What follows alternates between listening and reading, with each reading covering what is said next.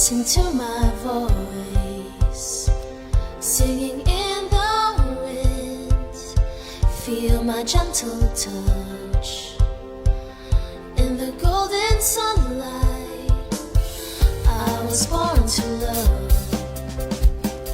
Kiss your tears away, banish all your fears. Fill the world with joy.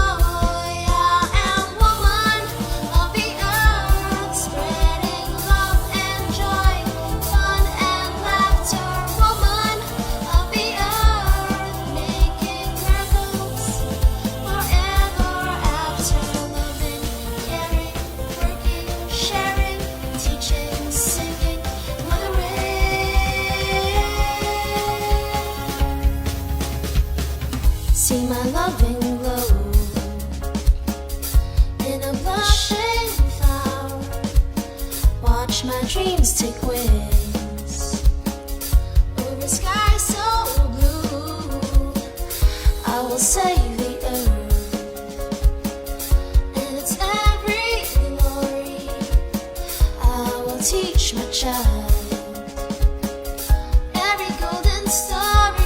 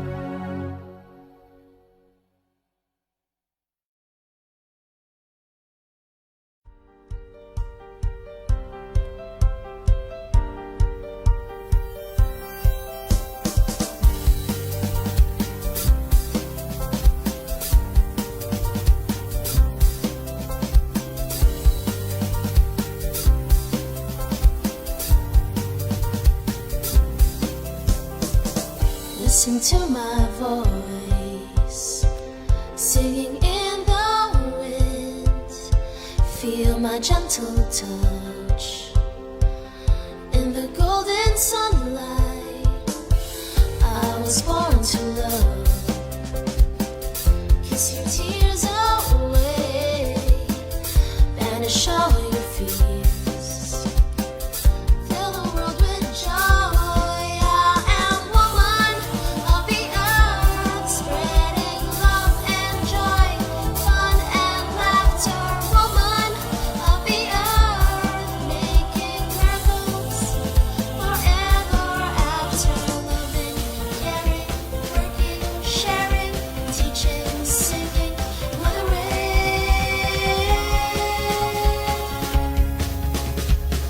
See my loving glow in a blushing flower. Watch my dreams take wings over sky so blue. I will save the earth and its every glory. I will teach my child every golden story.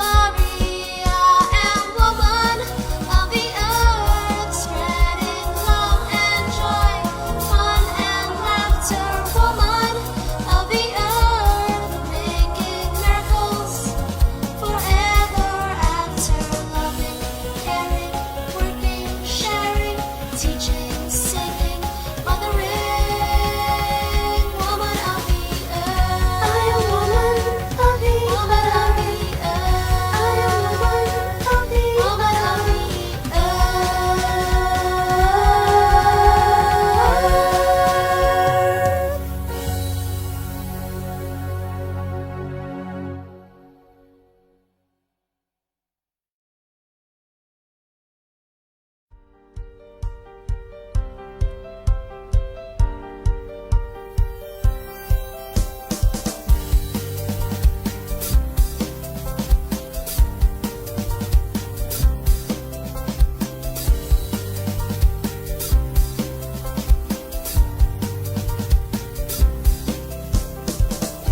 Listen to my voice, singing in the wind.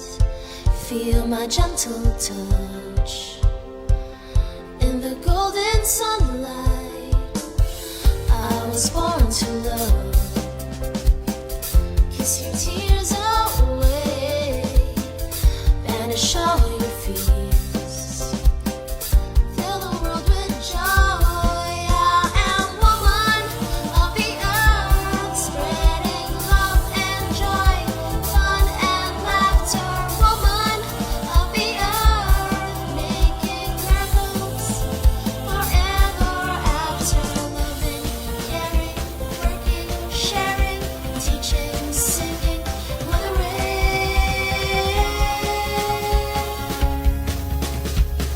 See my loving glow in a blushing flower. Watch my dreams take wings over sky so blue. I will save the earth and its every glory. I will teach my child every golden story. I am woman of the earth, spreading love and joy, fun and laughter. Woman of the earth, making miracles forever after. Loving, caring, working, sharing, teaching, singing, mothering. Woman of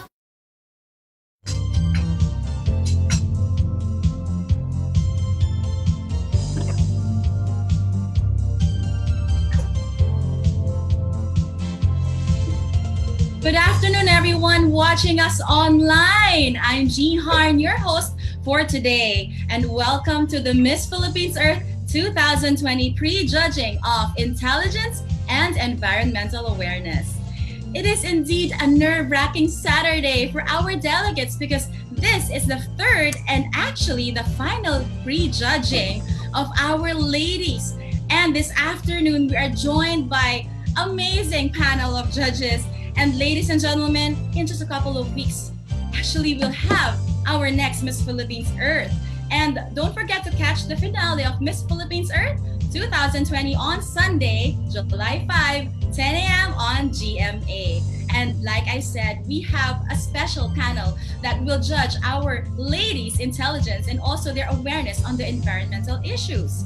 But before our delegates become our next queen, of course, they will have to get to know, we'll get to know them first with our judges. And I will start now with our first judge, who has an extensive experience in diplomatic relations and has spearheaded the hosting of various state affairs.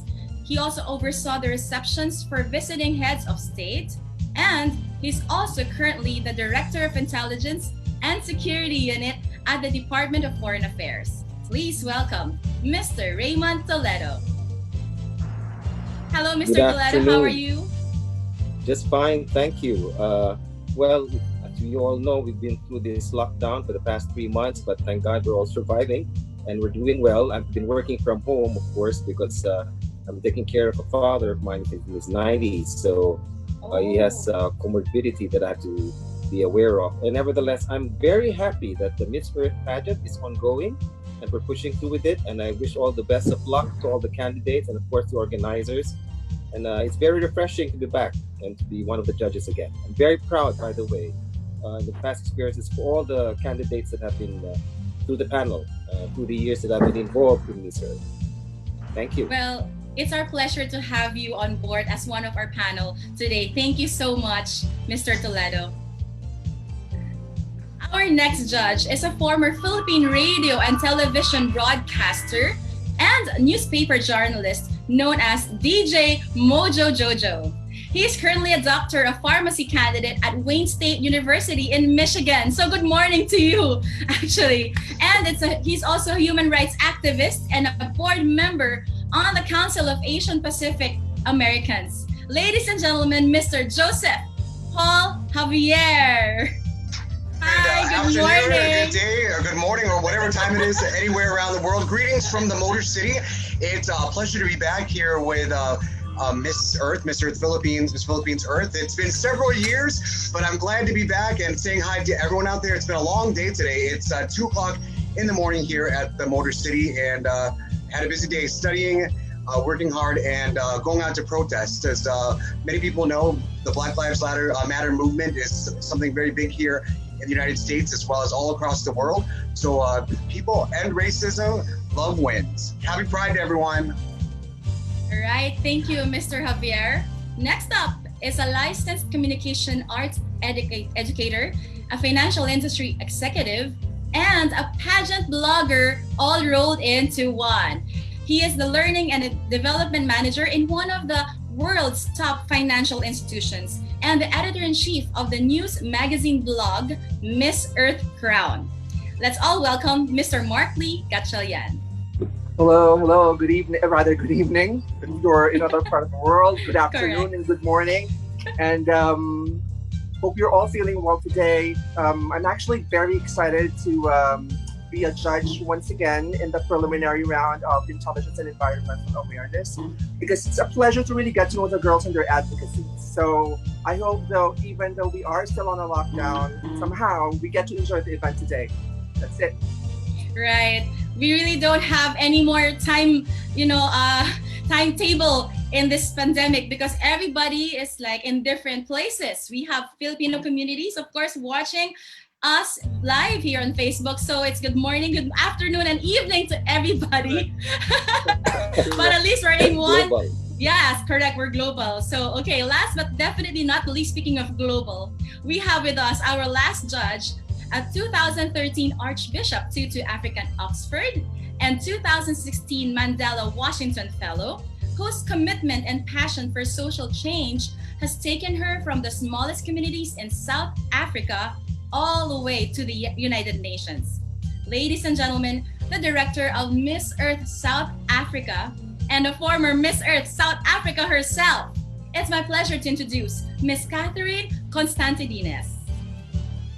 Mabuhay, it's so great to be with you, and it's really wonderful to be able to connect with you this morning. It's a freezing morning, 7 a.m. in South Africa, but so wonderful to connect with my family at Miss Earth, and it is really an opportunity to come full circle. We too have been in lockdown, and this is day 89 of lockdown in South Africa, and I think we find ourselves in such an unpredictable space in the world, and whoever would have thought this would have been our 2020.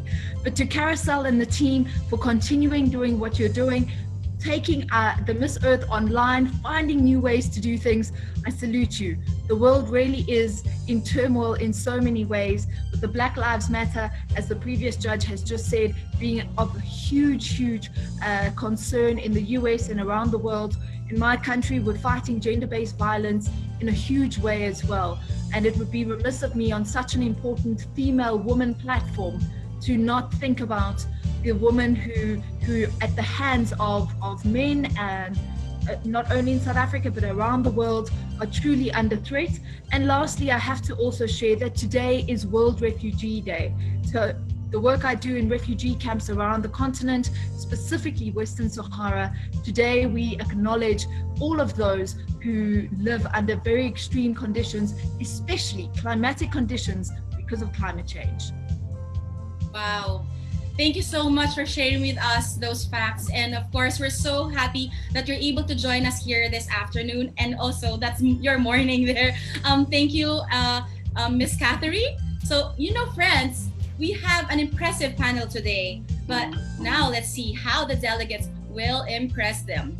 Now you know it's going to be quite a busy day. So let's begin with our first Eco Angel from Luzon, from Alakapan, Cagayan.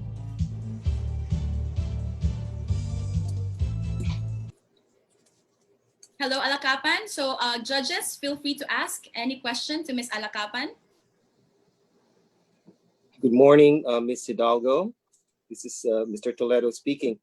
I just came across the background of your interview here, and you spoke here about proper waste segregation and disposal of solid waste utilization.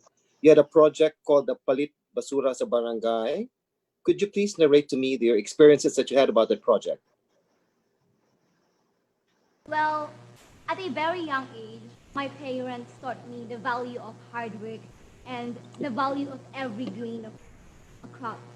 And it pains me, over the past few years, it pains me that to see that the fruit of my parents' hard work were devastated by flash floods caused by heavy rainfalls. And what causes these flash floods is that they are waste dumped, illegally dumped on the clogged or clogged onto the tunnels of our drainage that causes the flash floods.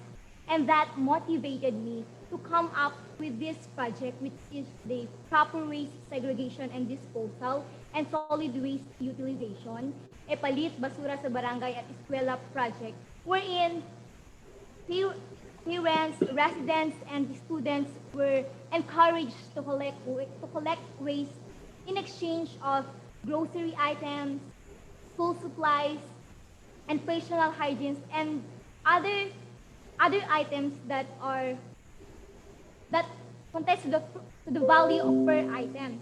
So those collected waste were shredded and will be processed into bricks. We are making bricks out of the plastic waste, wrappers, bottles, and even the broken glasses. Those those are contributors in making our bricks that we are going to use or we are using to beautify schools, parks, and other infrastructures here in Alakapan. And at the same time, we also sold to the potential markets, and the money that we can get from it will also use to the beautification of our municipality. We may buy seedlings for us to plant, for us to grow. And at the same time, we could also help the people of the community through the grocery items that we are exchanging them, especially now. It is very timely also because since there are people who cannot go to work because of this pandemic, then it would not be a burden for them for their food to eat because we are already helping them, and at the same time, we are already helping the environment. And actually, here in Alakapan now, we don't have dump site here in Alakapan, and I am very proud to say that because waste are immediately collected and immediately processed into bricks, and those biodegradable wastes are also shredded and were being put into vermicomposting that we are also using for our organic farming. Thank you. Thank you. Right? Do we have any more questions from our judges?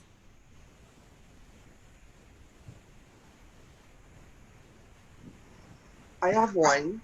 Okay. Sorry, I have one. I read your profile, Diana, and you said that one of your fondest memories of your childhood is living simply, right? So, because of the industrialization and the technological advancement, how do you think could you encourage people to live simply as well, to at least reduce their carbon footprint?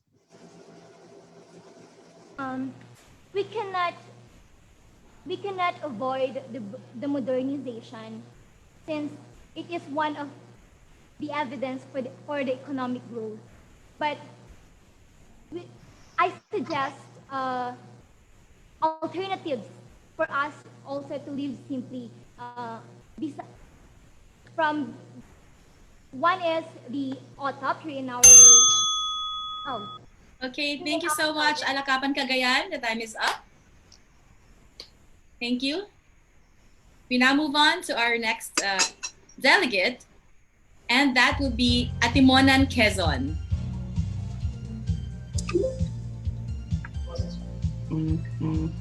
Good afternoon, everyone. I am Shane Quintana Torres, your eco angel from Occidental, Quezon. I'm an events host and a music lover.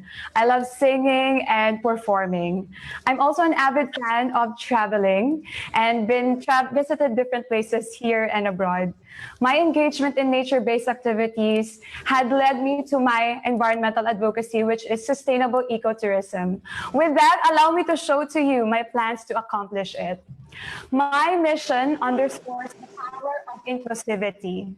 My vision is to see a better and greener Atimonan for this generation and generations to come. As for my objective, to finish what's been started for sustainable ecotourism. With this as my guide, I created a framework based on the design made by University of the Philippines Asian Institute of Tourism from the research about Timonan. As you can see, we have three areas here that serve as the foundation of my framework. The LGU and local community, the business sector, plus the civil society organizations. Once these three areas are prepared, we are now ready to deliver a nature-based adventure tourism experience that will pave way to understanding the value of success, which focuses on environmental protection, growth, and social-cultural aspects. With my framework, together with the LGU, we created our environmental campaign. That's the Eco Youth Summit, Leave No Trace campaign, and Project OK or Oplan Kalinisan. With all of my environmental campaigns, I created and I'm using my own hashtag to support my advocacy and remind every one of us, don't destroy what you came to enjoy. Thank you. Thank you, Atimonan. Judges, it's now time for your questions. Thank you. Could I ask a question? Sure. Okay, fantastic. Thank you so much, and thank you for the work that you've done, Shanae, and thank you for sharing that with us.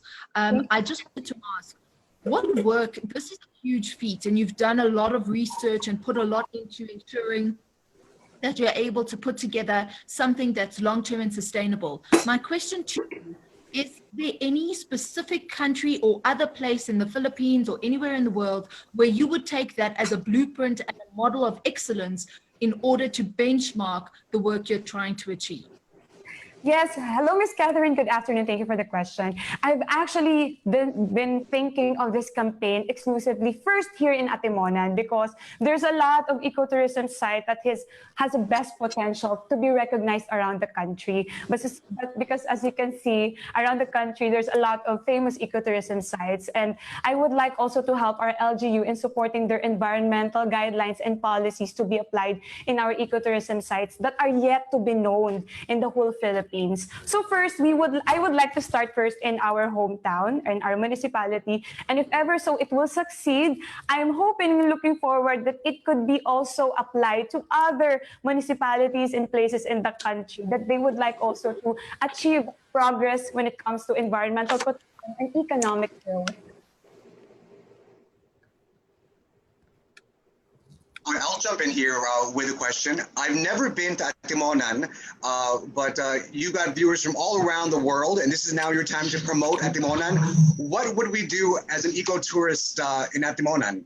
Hi, Sir Joseph. Thank you so much. There's a lot of beautiful and unexplored places here in Atimonan. If all of us Filipinos would love to experience relaxation and nature-based activities such as hiking, we have a lot of ecotourism sites here that you can visit. One of those is Pinagbenderahan Summit, which has a lot of historical value in the Philippine history. At the same time, it will also practice your exercise and will stay you fit while learning a lot of things.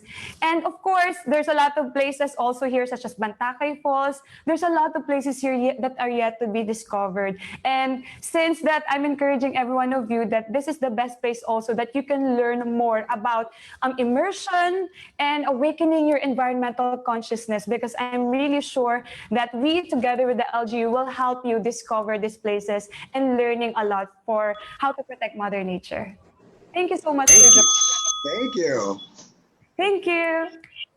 All right, thank you, Ms. Atimonan Quezon. And now let's move on to our next delegate or eco-angel from Baguio City.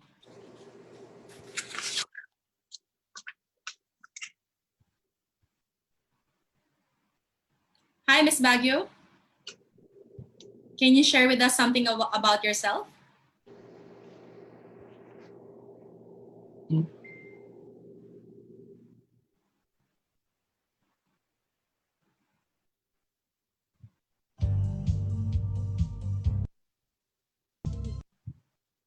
Ms. Baguio, your audio is not, I think you're muted. It's not working. Okay. There you go. Again, Ms. Baguio City.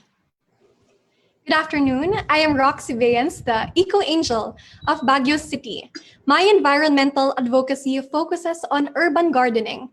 City development is very fast paced, so I want to encourage other people to regreen their homes as well as their business areas. Planting is a very simple word, but it is what sustains billions of lives. If we embrace having a green thumb, then we could all benefit from a safer and cleaner environment. Also in support for the Plant Plant Plant program of the government, Ahon Lahat, Pagkaing Sapat Laban sa COVID-19, which deals with the security of the food during these trying times. Thank you, Ms. Baguio. Questions from our judges? Ms. Bayans, good afternoon. This is Mr. Toledo speaking. How would you, good afternoon. What is your opinion about how the local government handled the COVID situation in Baguio City? I understand that the people were so disciplined and there seems to be a declining rate of infection. Is that correct? Well, I am very happy that Baguio was actually hailed a model city in battling the COVID-19 virus because there is mass testing, transparency, and effective control. So I know the citizens of Baguio City are in good hands, and I'm very happy that with this situation, we are given the opportunity to go back to the basics and live a more simple life. That means growing your own food at home. So since we have a lack of supply when it comes to food, we can now plant and harvest our own fruits, our own vegetables at home in support of the government because they are now giving free seeds to plant so that we can grow and promote urban agriculture. Thank you. Thank you. Could I ask you a question on the food gardening and food security question? This in many of the developing communities and countries in the world, this is a huge issue. With COVID and off the last question, can I ask you, what is the greatest challenge on food security and growing your own food when it comes to teaching people because of COVID and keeping people apart? How do you engage on active community programs? So it's quite challenging since our economy is greatly affected and a lot of people lost their jobs. They don't have money to sustain their families. And of course, with the lack of supply, the farmers really need more support. And I engage myself by having my own initiatives. I actually started 2 fundraisings and I am also the ambassadress for Zero Hunger Philippines, where we help adversely affected families nationwide because during these trying times, I really want to be of service. I have a purpose and I have the heart to serve other people. And I really am happy that Miss Philippines Earth gave me this kind of platform to do my responsibility for the community and serve the best way I know how. Thank you. Thank you, Roxy. Hi, this is Mark. I've read your profile, Roxy, and you mentioned that your mom was an environmentalist before and you really want to continue her legacy. How do you think, how is winning Miss Philippines Earth be helpful to you in continuing her legacy? Well, not many people of you know, but I already started gardening as young as the age of 6. So urban gardening really runs in my blood and we embrace organic food. So with the knowledge that I have, I used it and turned it into uplifting it as my advocacy. Thank you, Miss Baguio City. And now let's move on to our next delegate, and that is from Binyan City.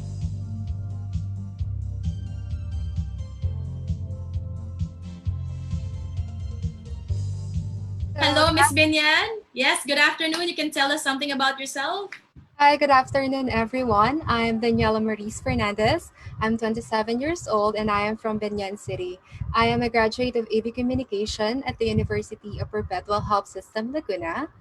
I manage my own company, which are into restaurant, resort, cafe, and IT solution services. But I am also working as a part-time model, host, and singer, and also a personality development coach. Way back year 2012, when I decided to stop pursuing my career in the pageant industry. for the reason that my family was faced with financial hardship. And since I'm the eldest and I'm still studying that time, I took a part time job and worked with Carousel Production as one of 13 managers for 3 consecutive years, while ensuring myself with an academic scholarship so I can lessen my expenses in school. And last 2018, when I passed the audition in W Copa and represented our country in the singing and modeling category, this helped me gain back my confidence and my faith in God and on my talent. And right now, since I love to travel to new places, my advocacy is advocacy tourism. It is to voice out awareness that everyone can take part by being a responsible tourist. Let's travel with a purpose, be responsible with our actions towards the environment. Let us practice sustainable tourism because preserving our environment, culture, and heritage, respecting our people and traditions, and protecting our tourism industry will help us meet the needs of the present without compromising the ability of our future generations to meet their own needs. As Arthur Ashe once said, start where you are, use what you have, and do what you can. Because we only have one Earth, and it is our job to save it. Thank you. Good afternoon, Miss Fernandez. Good afternoon, sir. Yes. Oh, I love your puto, by the way, puto binyan. I know Oh, your thank place you. is I hope famous I for could that. bring some for you. Yeah. Thank you. I'd appreciate that. You mentioned earlier faith in God, and that strikes me as very interesting. Would you say that faith or religion plays a vital role in nation building today? I believe that in every aspect in our lives, faith in God is the first thing that we have to consider because this is the basic fundamentals so that we can consider our lives to be more fruitful and blessed. Thank you. Thank you. Danielle, it's interesting to know that you've been a team manager with Carousel for 3 years. That's a feat. I'd like to find out, since you've been connected with them, Miss Philippines Earth is really celebrating its 20th year. So what do you consider its greatest achievement in helping our environment? I believe in 20 years for Miss Philippines Earth, they have considered a lot in creating awareness, spreading awareness, and also about the people who are looking forward in working with the environment. Last 2012, when I joined the Miss Philippines Earth, the one impact that they already made me is that I never forgot to bring my eco bag, and also I never use straw anymore. So that's one good impact, even just for me. So what more if we are disseminating all these informations to the people, and all these people will do the same. This is a good thing for the earth to be safe for the future generations. Thank you. I'll try to make a quick question here. Since your platform is advocacy tourism, with more tourism brings more pollution. Like you can see the beaches after like a holiday, there's bags everywhere, litter everywhere. Are you amenable to implement fines or other disciplinary actions so that with the increase in tourism that there'll be less pollution? I believe that's the reason why I wanted to promote advocacy tourism because we have to let the people know to learn when they travel, they have to be responsible. So the first thing that you have to do and to consider is that is this a sustainable hotel? Am I practicing sustainability? Am I helping the community by just doing just a simple act of cleaning my mess when I leave the hotel? So this simple act can create a big impact if everyone is doing this for our environment. Thank you.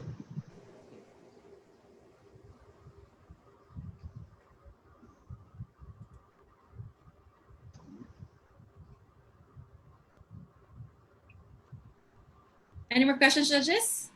Since we still have time. When can you deliver the puto binyan? Oh. I think we can still travel back to Manila. Just let me know what your address and I can bring you some. I'm just kidding, but thank you. I think I want that as well. I can, Miss Jean. Just let me know. Okay, thank you. Thank you so much, Miss Binyan City. Thank you. And now let's move on with our Eco Angel from Daraga Albay.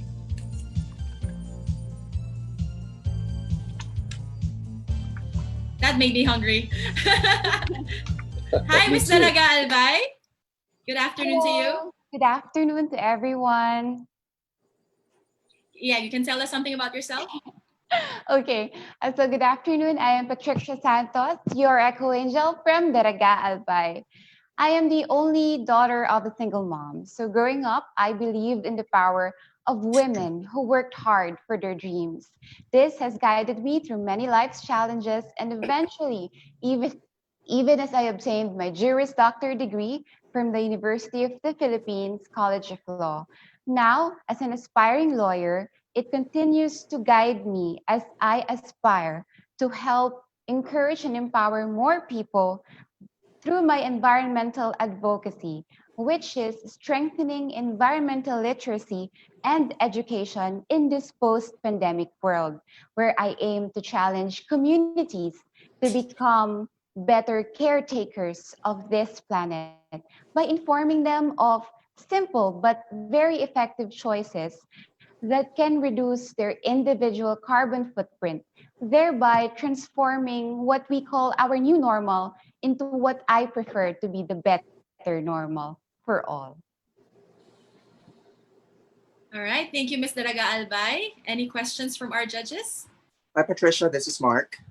I've read your profile, and you mentioned that when you were a kid, I think when you were in your third grade, you experienced bullying. And Yeah. I'm pretty sure this is something that you also experience today because we are all on social media. I'd like to hear your stand on ruthless criticism, sometimes bordering bullying. What is your stand on that, and how do you handle it? Well, I think I tend to handle bullying by being mature. Maturity is about accepting that not everybody is always going to like you. Not everybody is going to have the same mindset like you. There will always be differences in understanding and perspective because we all have different backgrounds and we all have our own stories to tell, even the so-called bullies. So for me, we have to be mature about it. We need to be understanding, and above all, we need to keep an open mind. In the same thought, I would like to relate it to what we are experiencing, even in our environmental advocacy. There are a lot of different bullies out there, and let me say non believers, but we just have to keep an open mind so that we can approach them with love. And so they would be convinced in the end when we stay persistent in our advocacy. Thank you. Patricia, here's a question. You mentioned about carbon footprint. So right now, atmospheric levels of carbon dioxide are at an all-time high. This greenhouse gas are mainly high because of humans releasing them into the air by burning fossil fuels. So if you are voted in as Miss Philippines Earth, what advice can you give to people to reduce their carbon footprint? Well, that's a very good question because for me, part of my campaign, which is really an information awareness campaign, which is modified to fit our current events. And for me, I would do that, informing them of what they can do to reduce their carbon footprint through what I call the Be Better initiative. In this initiative, I want to present to people 6 action points, which I feel is really our priority right now. And these are found in the word better. B is for banning single-use plastic. E is for encouraging backyard gardening. The first T would be about transitioning to sustainable transportation and renewable energy. The other T will be about teaching them the value of sanitation and hygiene. And the other E is about using empathy in environmental education. And the last R is about requesting our world leaders to prioritize environmental progress as we move forward into this new normal. All these different 6 action points, I aim to explain them simply to them and let people know how important they are in our life. Great answer. Great answer. Thank you very much, Miss Daraga Albay. And now let's move on to our next Eco Angel from General Trias City.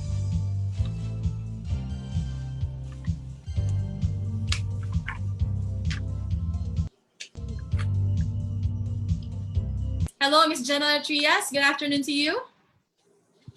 Greetings. Go ahead.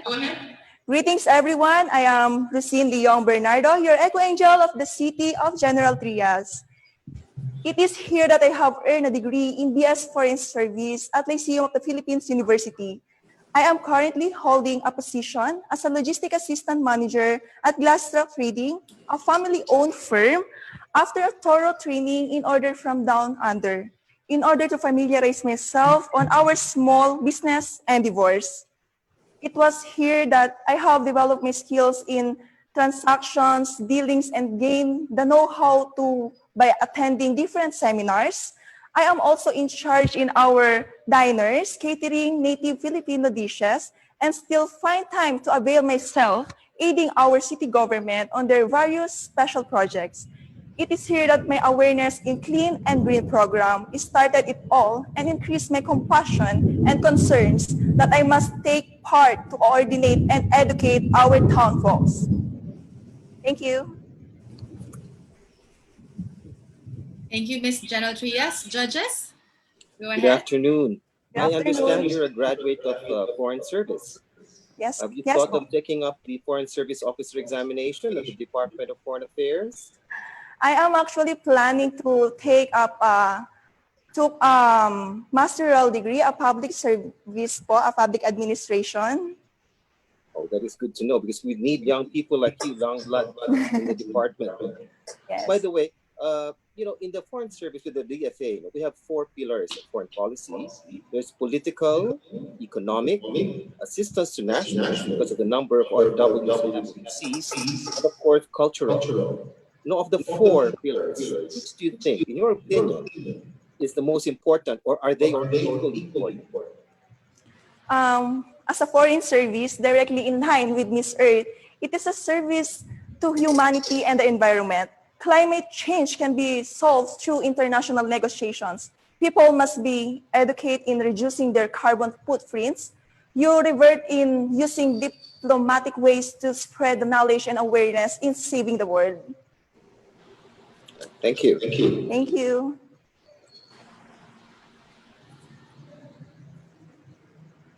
I received Mark here. Yes, good afternoon. Good afternoon. General Trias Cavite actually is a solid waste management problem. I'd just like to ask if you get to win Miss Philippines Earth, how will you help solve solid waste management issue in your municipality? Allow me to share this. The city project of our General Trias, our Centro, City of Environment Natural Resources Office are implementing a program of biogas system to address the city's solid waste problem in as much to lessen the bulk garbage collection. Aside from this, beginning of May 2018, the city government strictly enforced and the ordinance of the no segregation prior to collection, a policy to instill discipline among city folks. The Centro has been urging and conducting orientation for the public to oblige in segregating the respective garbage. So in order for the collectors to find no time performing these schedules are posted by the administration in the areas. I think this method of segregation are being monitored by the barangay officials and even the residents as they are being educated to be it as specified. Further, burning of garbage are prohibited as stated in Section 49 of Republic Act 9003. Ang pagsunog sa basura ay nakakasama sa ating kalusugan at kapaligiran, which will incur stiff penalties. Thank you. Thank you. It's good to hear. More questions? Okay. Just in time. Thank you. Thank you, Miss General Trias City. And now let's move on to our next Eco Angel from Lalo, Cagayan. How are you, judges, so far? Are you having fun talking to our Eco Angels? Yeah. Yes. Yeah, I love their answers. Really good answers. I bet you guys are gonna have a really tough time this afternoon judging our delegates. All right, and now again, We have our next eco angel from Lalo, Cagayan. Laika, can you tell us something about yourself? Good afternoon, everyone. I am Eco Angel Laika Chamberlain Lagasca from the historical place of Lalo, former Ciudad Nueva Segovia. The continuing survival of our marine resources signifies the importance of its protection and preservation, particularly in this pandemic, as fishing and gathering of bivalves is one of the livelihood of the people of Lalo. Thus, promoting the protection of Cagayan River and its biodiversity is my core in this journey of Miss Philippines Earth. I am a travel management graduate from the University of Santa Tomas. So I know how essential it is for us to preserve, conserve, and protect our natural resources so that we will continue to achieve growth and development.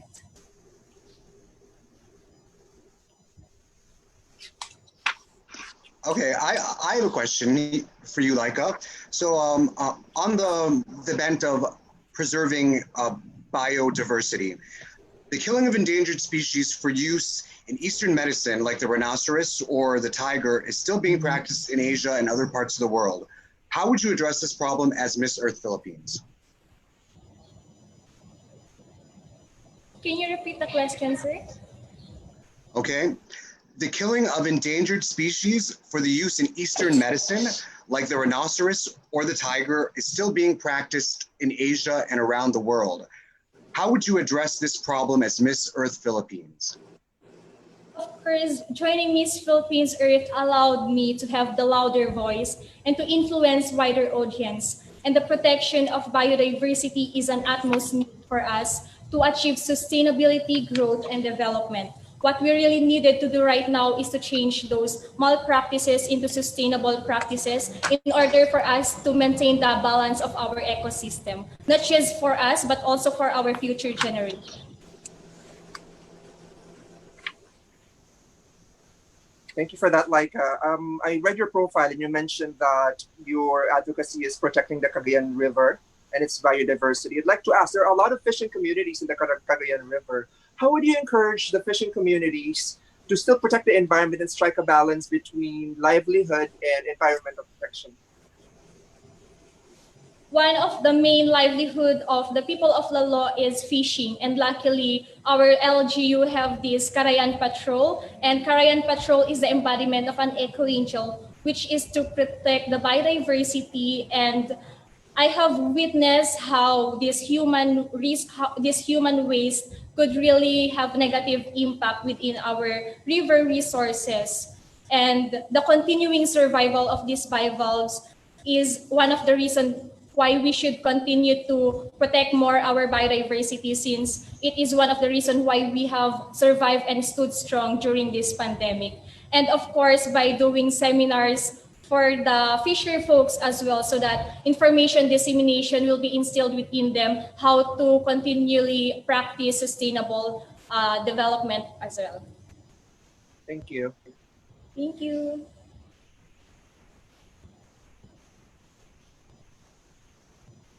Good afternoon. Laika, are you in favor for stiffer penalties for those who commit degradation of the environment? Again, sir? Are you in favor for stiffer penalties for those who degrade the environment? Like, for example, mining companies, if they degrade the environment, if they're not doing enough, would you rather that they be given stiffer penalties? Just your opinion. Of course, sir, alongside sustainability and abundance is a responsibility. And as individuals living here on Earth, it is our responsibility. You can wrap it up. You can wrap it up. You can go ahead. It's our responsibility to protect it. So I'm into it as long as there is a due process and it is in our law. Thank you.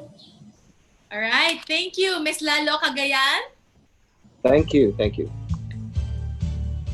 And now let's move on to Miss Lipa City.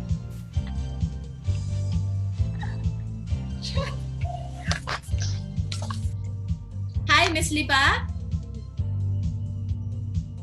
How are you today? Hi, good afternoon. Oh my God, hindi ako alam. Yung kanina buti na lang nakonect ko. Nakonect ko ba? Yung kanina yung in...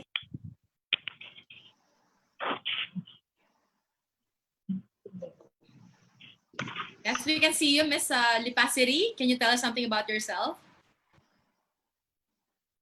Hi, good afternoon, everyone. I am Eco Angel Nicole Junice Aguilar, representing Lipa City. I am currently working as professional model, a product endorser, and also an entrepreneur. I am a graduate of tourism management.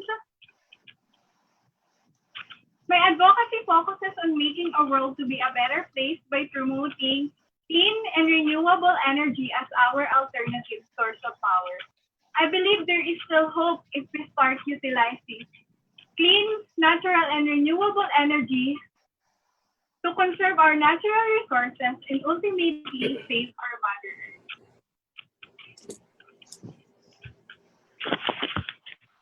Thank you, Nicole. Good afternoon. Judges, there you go. Good afternoon. Good afternoon. Nicole, what are the sites to visit in the city of Lipa? Sir? What are the tourism places to visit, tourism sites to visit in your hometown, in the city of Lipa? Sir, we have Golf Malarayat. We have a nice golf places like Malarayat. The number one product in Lipa is the Kapeng Barako. You can visit Cafe de Lipa outlets. As of this moment, I'm promoting foods since our tourist spots is not yet available. Thank you. Nicole, you mentioned my question is connected to your advocacy, which is clean and renewable energy. If let's say this is hypothetically, let's say you were in front of Congress, they say that transitioning from the way we do things to a renewable source of energy is quite expensive. And let's say you were given a chance and your audience is Congress. How would you convince the Congress to transition to a renewable source of energy? And how would you convince them that it's efficient, it's more cost effective as well? Clean and renewable energy is necessary to battle the harm of climate change and lessening the impacts of pollution. Especially in our generation, electricity is the second leading cause of air pollution. That's why by introducing more renewable energies, the impact from pollution will be considerably lessened when using clean renewable energies. It also helps to conserve our country's natural resources. Saving energy reduces air pollution and greenhouse gases. Okay, Nicole, speaking of renewable energy, what renewable energy source do you think the Philippines should invest in, if that's your plan? Yes. I will encourage businessmen and politicians to invest in clean and renewable energy. After all, study shows that it is profitable, sustainable, lucrative business, and this can actually aid our recovery in our current situation, economic pandemic, caused by pandemic. Our current situation caused by pandemic. Thank you. For example, in our city Lipa, our Mary Mediatric Hospital is using clean and renewable energy. Thank you, Ms. Lipasiri, Nicole. And now let's have our next Eco Angel, and that is our Eco Angel from Maykawayan City.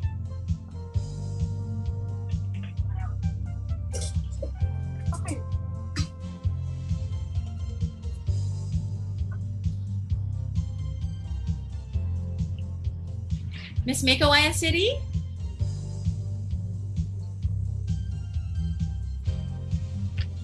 There you go.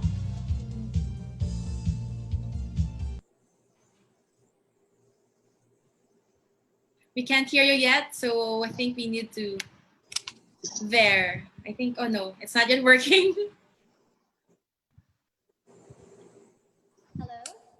Are there? There you Almost go. there. Hi, good afternoon, everyone.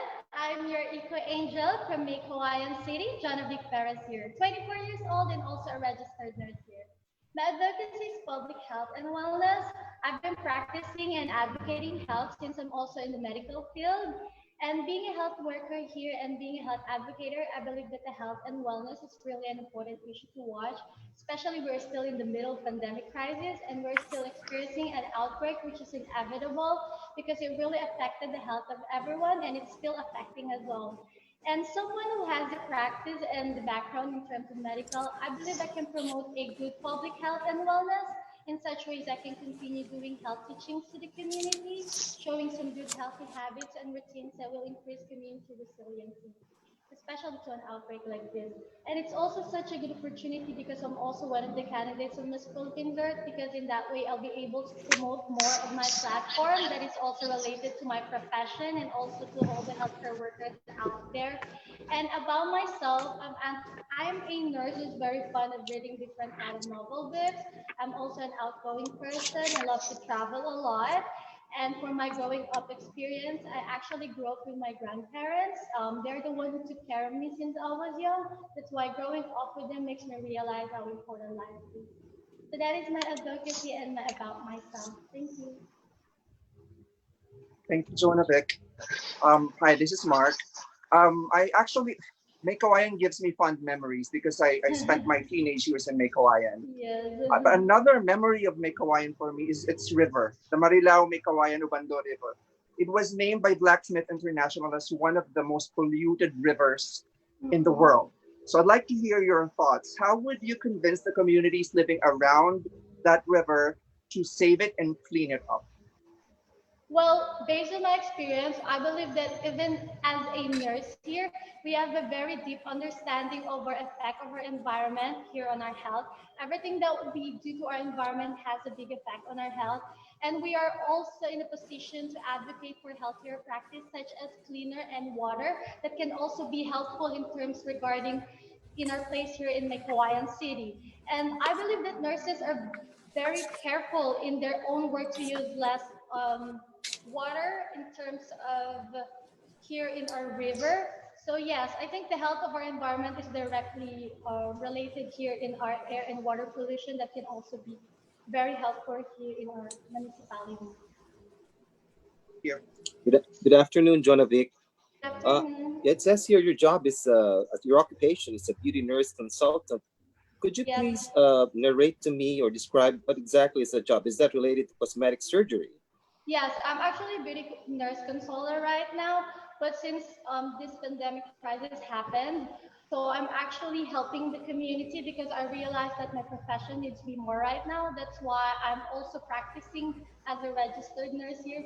In terms of beauty nurse consultant, yes, it's actually we do non-surgical procedures such as cosmetics and also other procedures that can enhance beauty physically. It's closely linked specifically to dermatology, right? Yes, exactly. Thank you. Jonathan, I want to ask a question that I asked before, but since you have a medical background, maybe you can answer this one better. In Eastern medicine, a lot of endangered animals are being poached and killed to be used in these Eastern medications, not only in Asia, but all around the world. But a lot of them have no scientific basis regarding their efficacy. What would you do as Miss Earth Philippines to address this problem of killing of endangered animals for Eastern medication?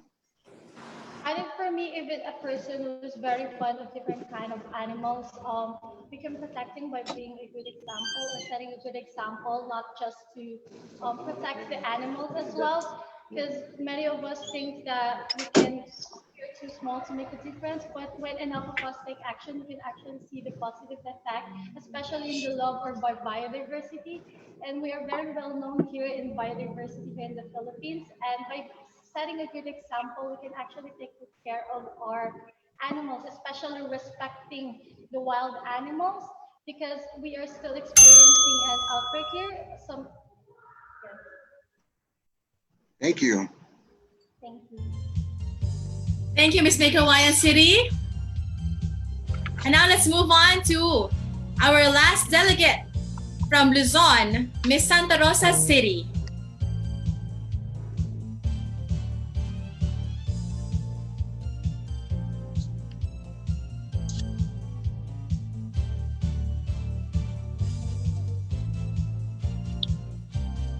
Hi, good afternoon, everyone. I'm sorry, can you hear me properly? Yes. Yes, we Very can. Yeah, thank you. Good afternoon, everyone. I'm Hannah Bisia Marino, your eco angel from Santa Rosa City, Laguna. I'm 24 years old and I'm a graduate of Bachelor of Science in Medical Technology, and I'm currently working as a flight attendant. Since I travel for a living and spend most of my time outdoors, I have developed this appreciation and love for nature, especially beaches and islands. And I would hate to see another beach or destination here in the Philippines being destroyed and needs rehabilitation. So I am advocating for sustainable ecotourism, whose main thrust is the importance of responsible travel of tourists to communities, protecting the well-being of the local people, tradition through education, and a balance of environmental conservation.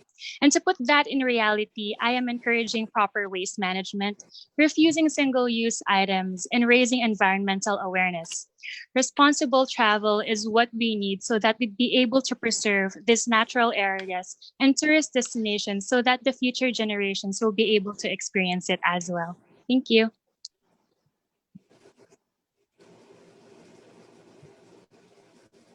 Hi, Hannah. Hope you're feeling fine today. Be smart. Doing fine. Thank you. A lot of international beauty pageants are canceling the actual event because of the pandemic. And because of our situation, do you think beauty pageants are still relevant in a time of a disease? And why? Yes, thank you for that. Yes, I personally think that beauty pageants are still relevant even with the situation that we have right now, because beauty pageants allow beauty queens to be able to work on their advocacies and campaigns for the betterment of the society. I know most of you have observed the healing of the earth because of this pandemic. There is a lot less trash accumulating in the streets, a lot less pollution in the water and the air, and a lot less carbon emission in the atmosphere. Us eco angels, with our advocacy and campaigns and raising awareness, would be able to help people continue and learn from this healing of the earth so that when we get to the other side of this pandemic, we would still have a clean environment to live in. Thank you. Well, speaking about Good healing of the afternoon. earth. Go ahead. Go ahead. What have you? Okay, thank you. What have you gained from this period of lockdown? Because I know that you have you're in your occupation, you're very busy, you're a flight attendant. So in the period of the lockdown, any insights you'd like to share with us in the previous months? Yeah, I actually had a lot of realizations during this quarantine period because I spent most of my times at home since the aviation industry was hit really hard. So we don't have that much flight. Well, from the realizations like how important health and savings are, I think the deepest realization that I had is that this pandemic is affecting all of us, regardless of your race, your gender, or even your status in the society. And the thing is, what I want to say is how important sharing is, because even if all of us are in the same storm, we're not on the same boat. Some of you might be working from home, but some are actually having a hard time providing food for their families. Some of you might be taking this quarantine as a vacation to spend time with your families, but to some people, it's actually the loneliest moment of their lives because they have no one to talk to or nowhere to go. Some of you might be having a hard time choosing the brand of coffee to buy, but some people are actually looking at the trash just to be able to provide food for their families. So what I want to share is that if you have something to spare, let's learn how to share.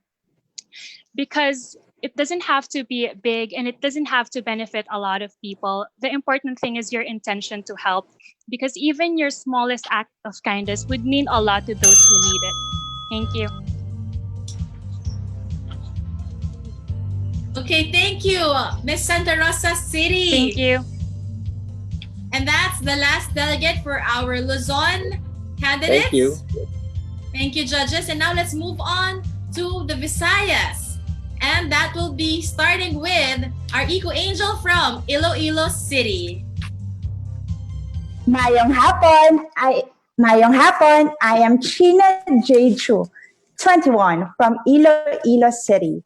I am a business course graduate from the University of the Philippines. I love to travel and to learn new cultures. And with my special concern to our Mother Earth, I consider myself an eco angel. This is the Panubok Eco Bag, a product of my advocacy. As a business graduate, my advocacy is anchored on sustainable livelihood.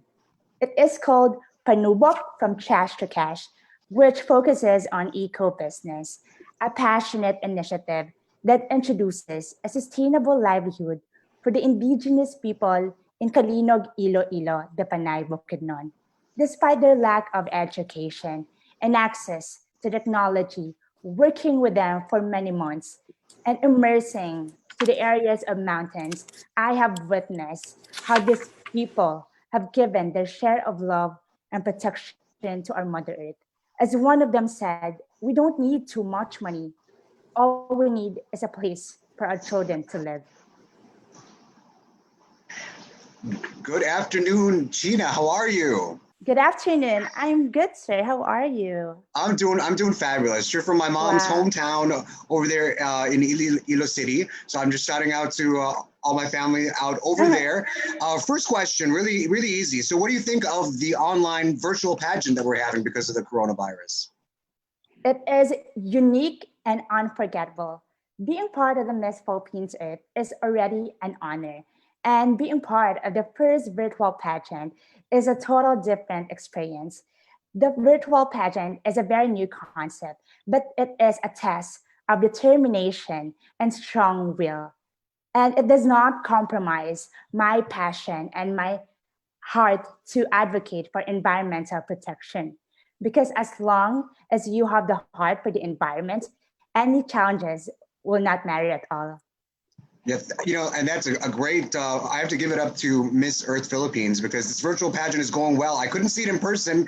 If you had to be wearing masks and staying 6 feet apart, it wouldn't be as glamorous, right? Yeah. But here's my meaty question. How will you apply the 5 R's in your daily living?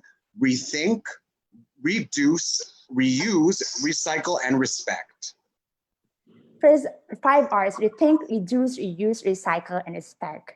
We can apply this daily. For example, we rethink of our habits, our choices, our necessities, and reduce. We ask ourselves where we can reduce our waste generation, and think, reduce, recycle, rethink, reuse, and reuse. Reuse the things that we must, such as the plastic bottles, and we recycle, such as the unwanted materials, and make into useful land. Such as my advocacy, Panubok, we use the recycled plastic binders from our family business.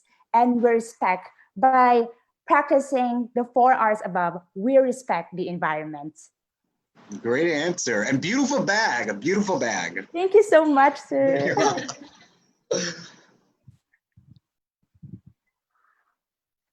Unfortunately, I can't see you, and I can't see this beautiful bag. But I just want to say that my last question, kind of leading off of the last judge's question, is waste is such an important part of the world that we live in, and consumerism is such a unfortunate part of the world and where we're at. However, what I want to ask you is, what would your message be should you win Miss Philippines Earth? What would your global call to action be in order to combat waste globally?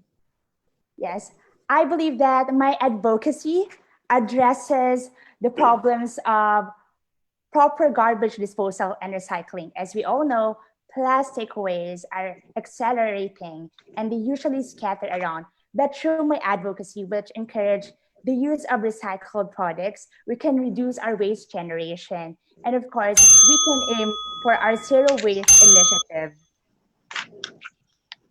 Thank you, Miss Iloilo City, Gina. Thank you. And now let's move on to our next delegate, Miss Kawayan Biliran.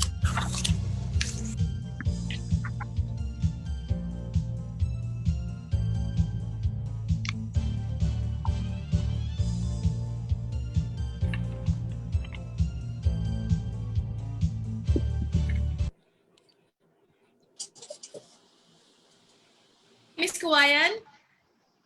Hi. Yes, hello, good afternoon. I'm Ivy Kimbo, representing the municipality of Kawayan from the beautiful island province of Biliran. And I am a fifth year graduating in civil engineering student. And currently, I'm working as a part-time bookkeeper in a Christian charitable organization. So my advice is all about the protection and preservation of our coastal areas and waterways.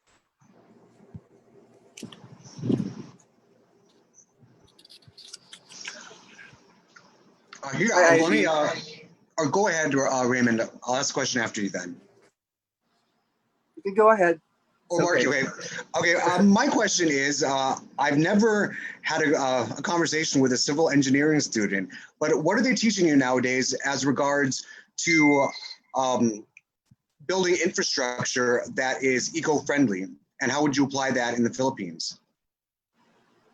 Can you hear me?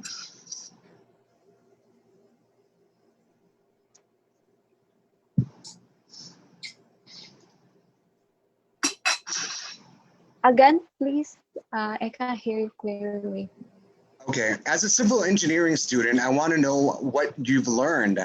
What eco practices can you apply as a civil engineer in the Philippines to be eco-friendly? In my study, I've learned that engineering sustainability is not just about economic and financial stability, but also an environmental stability. Because if we will be using our natural resources into exhaustion, possible future projects won't be possible. And I do think that when it comes to the construction of the new infrastructure today, we are now adapting into a eco-friendly designs and also the construction, and also with the materials that you're using. They're starting to adapt with the eco-friendly products and materials. Thank you. Thank you. Ivy, this is somehow related to your advocacy, especially for your municipality in Kawayan. According to an international study, Kawayan has one of the most polluted waterways in your region, and 80% of the waste is plastic. It comes from plastic waste. How would you address this? Hopefully lessening the use of plastic in your region. So as for me, of course, our province is surrounded by water, and personally, my advocacy is touches me personally because I've grown in coastal area, and for me to address this problem of environmental pollution, plastic pollution, is of course to stand with my advocacy of coastal cleanup. I did have this activity of river and coastal cleanup already, and also educating people, and by also taking myself as an example in taking stand and minimizing the risk of the pollution in our municipality. Good afternoon, Miss Kimbo. Yeah. Do you think good afternoon. Do you think we have learned enough from the experience of Typhoon Yolanda? Because I know Biliran Island was one of the hardest hit areas, no, in that typhoon. In terms of response and preparedness, do you think we have learned enough already from that experience? I do think we did. People here in our province did learn enough in the experience of Typhoon Yolanda, as the typhoon is a natural catastrophe, and it is something that we can't predict. For me, we shouldn't just take advantage of our environment. Instead, we should start working and do some actions for our environment to give back what is taken from it. Thank you, Ms. Kawayan Biliran. Okay, and now our last delegate from the Visayas, we have La Castellana Negros Occidental. Hello, good afternoon. I am Riza Paula Infante. I am your eco angel of La Castellana, Negros Occidental. I am 23 years old. I just graduated mass communication at the University of St. La Salle Bacolod. And upon joining this pageant, I always seek to find my purpose. But when the pandemic happened, I realized that it's not all about the pageant itself, it's reality. My mom always taught me the values of resiliency, independence, strength, and courage. But one thing that I always live on: integrity. Doing what is right because it is right. That's why I went back to the basic. What humanity needs, which is integrity. That's why I founded my advocacy, built through values, which is the 5 R's of humanity, to instill environmental integrity. Because we need to do what is right, because it is right. Thank you. Hi, Good Raisa. Mark afternoon, here. Riza. Oh, sorry. Yes. You go ahead. Yes. Okay, thank you. Do you think Filipinos are still regionalistic? Like, for example, if you come from the Visayas, you prefer the people in government are also fellow Visayans, and perhaps in business, you'd rather transact with Visayans, that sort of thing. You think that's still prevalent in our society today, Riza? I think it is still applicable, but I think Filipinos are always flexible. We always wanted to exceed our limits. We always want to be on top.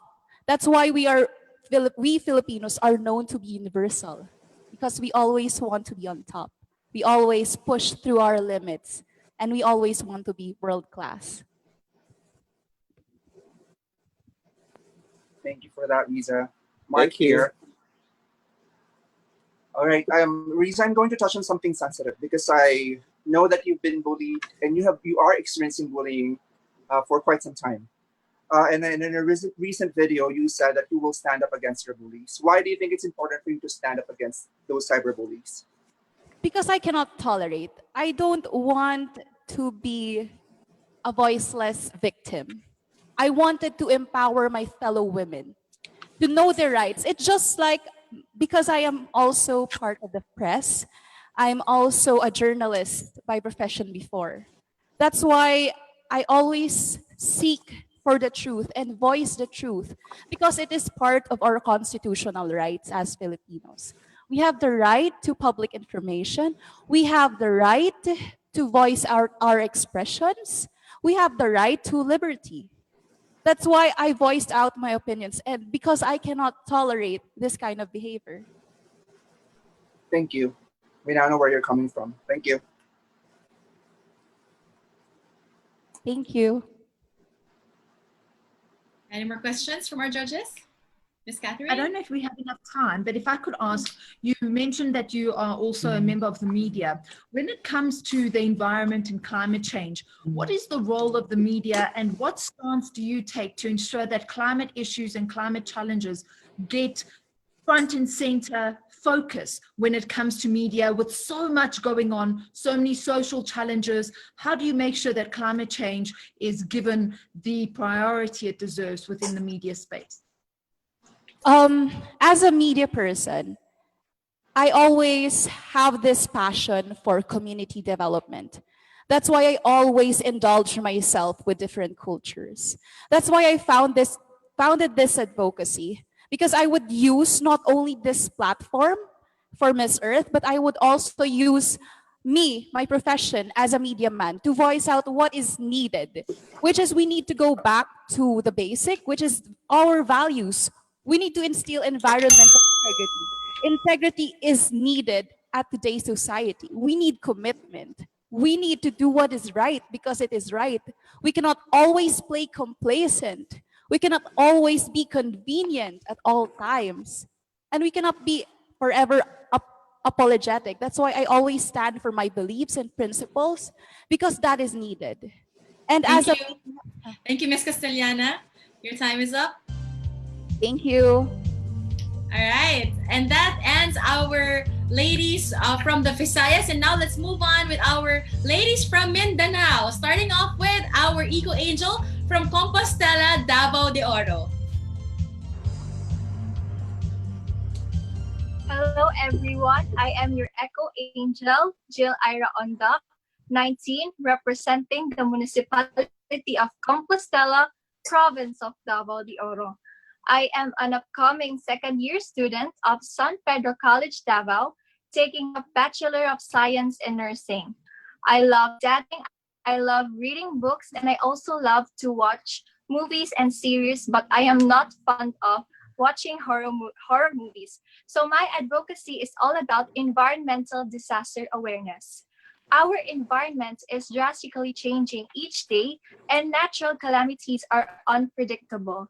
It means that we don't have a control of when it will strike us, but that does not mean we can't do something about it. We have the means to lessen and mitigate its effect, and I believe that if we are prepared and aware, we all know what to do in times of natural calamities. My advocacy focuses mainly on making the people be prepared in times of natural calamities through education.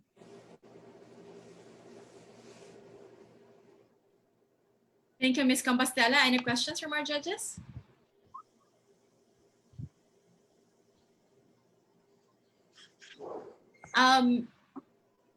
DJ Mojo, you're mute. There you yes. go. Okay, there you go. I can hear you now.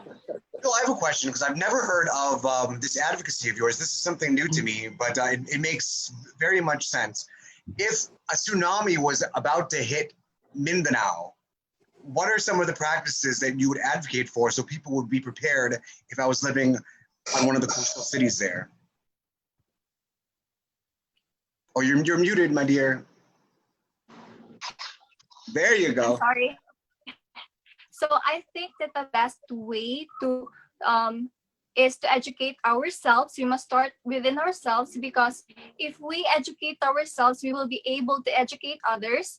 We can educate others by starting by conducting seminars and talks about the safety and precautions that we need to do in times of natural calamities. Because what we've experienced last 2012, our province was hit by Typhoon Pablo. And for the past 40 years, our province did not experience any typhoon.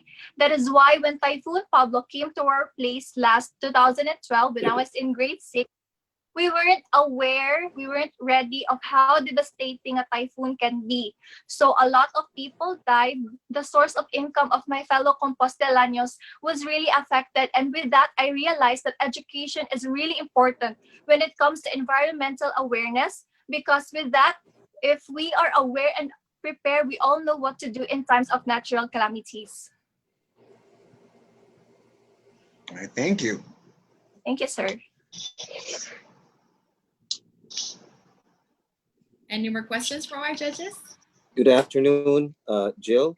Would you say that people of your generation are more aware of the environmental issues today than the previous generations? I think that since we millennials are very engaged to social media, I think that we are not really aware of the environmental issues, because instead of focusing to the environmental issue, we tend to focus ourselves to the trends. That is why I would like to push my advocacy to the youth, because we are the future of this generation. And if I will be able to influence the youth, then everything will follow. If I will be able to educate them, then we will uplift together and we will educate together. Thank you.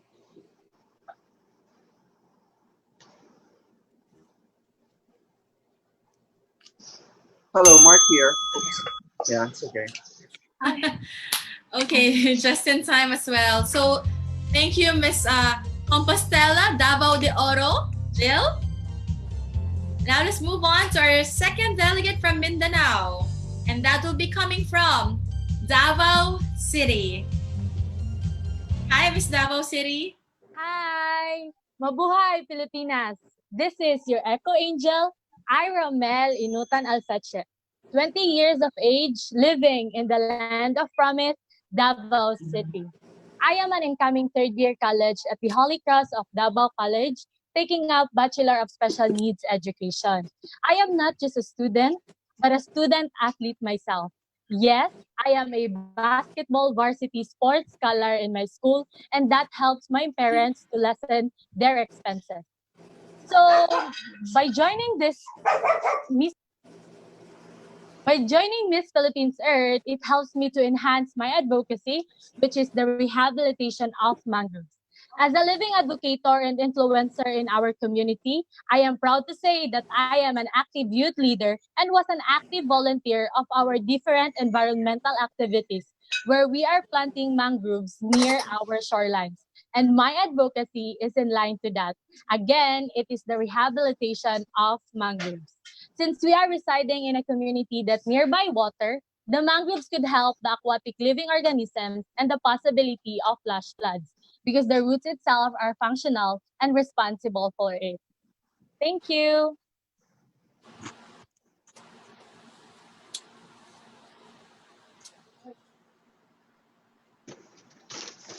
Hi, Ira. Yes, sir. Marky here. Hello po. Yes, hello. In your opinion, how much environmental protection is too much? I'd like you to share a practical example in which some stakeholders may feel oppressed by government regulations. How would you justify or criticize these regulations? Sorry, sir, again. In your opinion, how much environmental protection is too much? I'd like you to share a practical example in which some stakeholders may feel a bit oppressed because of this strict government regulations. How would you justify or how would you criticize these regulations? So for me, yes, you have said that there are lots of implementation of different could help the environment. Sir, can you repeat the question, sir? Okay. I was just asking about environmental protection laws. Okay, How okay, much sir. is Okay, yeah, sir, yeah. I get How it. much is okay? All right. So there are lots of environmental protection here in our environment. So I can say that it is really necessary to have protection in our environment, though there are governments that they are not implementing protection towards our environment. But as an influencer and as an eco angel of our Miss Earth Philippines 2020, I would like to share my voice to them that it is really important to have a environment protection to our Mother Earth.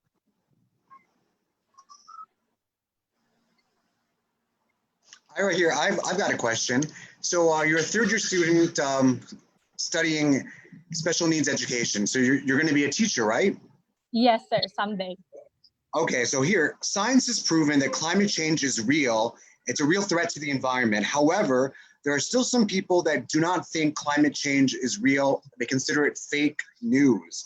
So as an educator, how would you educate a person who does not believe that climate change is real? So as a future educator, I want them to know that climate change is really real. It is just like a human being. That human being is not remain into a young, but we are going to adult. So it is just like a human being. I said that we are not remaining on in just one scenario or in one moment because Mother Earth is changing every day. Here, we are not only have a heat pressure or rainy season, but we are changing in different years, different months, and different days and weeks. We are not remaining. I just want to tell them as a future educator, I really wanted to educate them by joining seminars for them to enlighten their knowledge and give them more knowledge about the climate change in our community or in our Mother Earth. Thank you. Good afternoon. Thank you. Ira, Oh, hello po, sir. yes. Would you say that a person of faith, if you believe in God, if you have a religion, that you are more prone to want to protect the environment, following the dictums of your faith, no? Ira, I'll give you 30 seconds to answer that question since our time is up. Would you say that religion helps a person to become more environmentally conscious? Okay, sir. I really do believe that religion is the most prior of all. So if you believe in God, if you believe on what God is given to us, the religious really help us to build our environment better, and more. Because I really do believe that it is really not about of how we came to this world, but it is about of what we did to our Mother Earth. Thank you very much. Thank you. Okay, thank you very much, Ira from Davao City. Thank you, Ma. And now let's have our Eco Angel from General Santos City. Hi everyone! Magandang Jansan! I am Ariel Jasmine Balfermosa Roque, your Eco Angel of General Santos City. I would love to share to you my advocacy. In these trying times when we are facing a health crisis, our economy is also enormously suffering. One of the ways we could get past through this is to ensure the production of our food. And as we face threats on our food security, it behooves us as stewards of the earth to be more concerned or mindful about the livestock production. This is where my advocacy on sustainable animal agriculture comes in. There are a lot of irresponsible social practices in this industry that could result to serious health problems and detrimental effects on our environment due to the carbon and waste footprint it produces. I think that we should act upon it. We should not and cannot allow these things to keep happening. Our efforts to rehabilitate our planet benefits not only our environment, but also our health and our economy. And remember that our efforts to be an eco angel of the earth is to be an eco angel of our tomorrow. Thank you. Thank you so much, Ariel.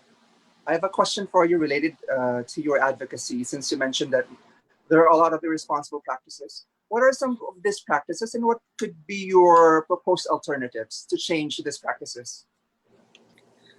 Like I've mentioned earlier, there are a lot of irresponsible social practices in this industry. This includes improper waste disposal and management. And when these activities occur, several health issues may result to these practices, like the presence of diseases, and we want to avoid these things. And also improper waste disposal and management could result to detrimental effects on our environment, like I've mentioned earlier. It produces an immense amount of carbon and waste footprint to our environment, which creates a domino effect of negative detrimental effects on our environment and our health as consumers. Also, I think the practices that we should pursue is to push through for the strong enforcement of relevant laws, like the ones pertaining to Republic Act 8485 or the Animal Welfare Act of 1998, which includes some clauses that states that only humane procedures and scientific methods should be followed even in animal agriculture. And I think that improving the conventional way of animal agriculture could result to a lot of positive effects, not only to this industry, but also to our environment and to us as consumers. Thank you for that. I learned something. Thank you. Good afternoon, Ariel. Good afternoon. Yes. What would be the nice? I've never been to Gen San, so could you tell me what are the nice places to visit? What is there to see in General Santos City? I know there's a huge tuna canning factory there, or a facility, but aside of that, of course, that's where Senator Manny Pacquiao comes from. So, yeah. What is there to see there in General Santos?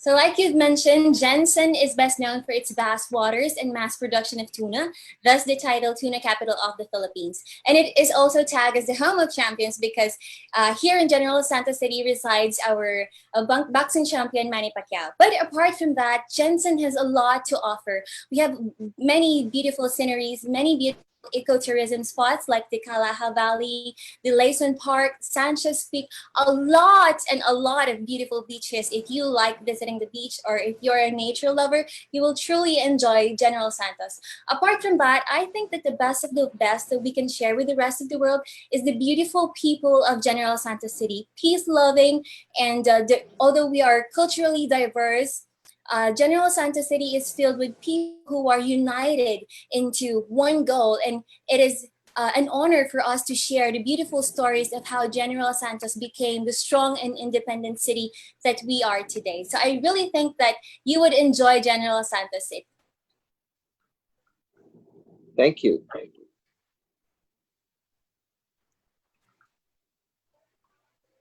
We still have time for more questions. I think one more. Okay, could I please ask a question? In light of COVID-19 and the coronavirus pandemic that has hit the globe, what for you are the greatest? We all know what positive impacts it's had on the environment and on the world, and it's allowed the world time to almost heal and take time to breathe again. But what are the negative effects, in your opinion, on the environment when we're looking at COVID-19? With the pandemic happening and people or the IATF requiring everyone to wear our protective gears, I think one of the negative effects of this pandemic on our environment is the increase in the number of waste. Since the pandemic, there has been a large increase in the number of waste because of the single-use plastics that we use due to the like the mask that we use as protective gears. I think what we can do about it is to opt for reusable face masks and reusable protective gears. It protects us from the virus and helps us protect the environment as well. Okay, thank you, General Santos City. Thank you. That's Ariel Jasmine Roque. And now let's move on to our next delegate from Malita City, Davao Occidental. Miss Malita? There you go. Hi, how are you, Miss Malita? You can tell us something about yourself. Your mic is not yet that loud. I think you can adjust the volume for us. Okay, wait a second.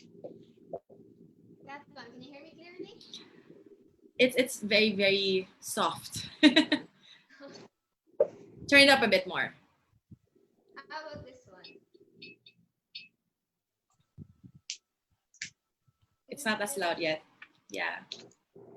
Wait,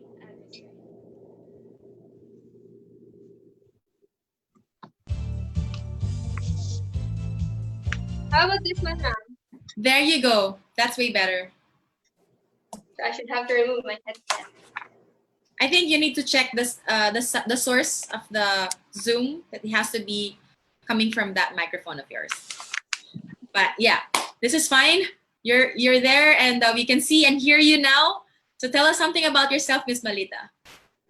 So hi, I am Mia Bernil de la Serna, 23 years old, representing the municipality of Manita, province of Davao Occidental. I graduated with a degree of Bachelor of Secondary Education, major in Social Studies. I am very passionate about art, and it's because of my love for the art that I became a college visual arts instructor. My advocacy is about proper solid waste management for healthier oceans because I want to maintain the natural beauty of our ocean, especially in Malita. We are blessed with having a rich and healthy waters. It's because of what we, the Malitanos, are doing. We make sure that we treat our waste, dispose our garbages properly, and we prevent our trashes from reaching our oceans. I joined Miss Philippines Earth because I want people to discover Malita not just about the natural beauty that it can offer, but to also see the people living in it as a role model, as an example on how we take care and how we value our environment and our ocean. Thank you so much, Mia. You mentioned that you love the arts. I'd just like to find out from you, how could you use your love for the arts to encourage people to practice proper solid waste management? Well, nature is the greatest form of art. So it is true art where you can let people appreciate nature by itself. So if as a teacher, so I want to teach my students on simply doing simple things where they can achieve it even in their respective houses. So through proper solid waste management, not just that we can only reduce our waste from scattering all over our places, but we can also teach the discipline so that they can learn that lesson and it would be innate in them. Once the learning and the lesson are innate, then they can teach this value to their younger sisters and brothers, and they can pass on the value through the next generation. So that's how art comes in. It's when you were able to let the people around you value the nature, because everything around us is all about art. All right. So I'd like you to pretend as if we are your students now. What will be your lesson to us using arts? So since I'm a visual arts teacher, I would let you visualize your ideal version of the earth. So given the chance that you would visualize the genre of that different type of earth you like to live in, then I would love you to explain that in front. Then in what way would you do that to achieve your dream place? So through that imagination, students will be able to elicit their ways of doing simple things in which they can contribute to the earth. Thank you. I'll be happy to be part of your class. Thank you. As a follow-up question, would you say that the college students, in your experience, are more aware of environmental issues? In my own opinion, they are that aware of the environmental issues, but some of the students are just not into giving attention to it. It's because there's this tendency that generation nowadays do focus on themselves only. They are not aware, or they are oblivious about their actions and the effect of it. So we just have to follow up. It's just like a reminder where students would always remember. You just have to follow them up. It's because you just need guidance for you to lead your students on the right way. Thank you. I think we still have a few seconds more for a quick question. I'll ask a quick question, if possible, if time allows. What is your personal definition of the word sustainability?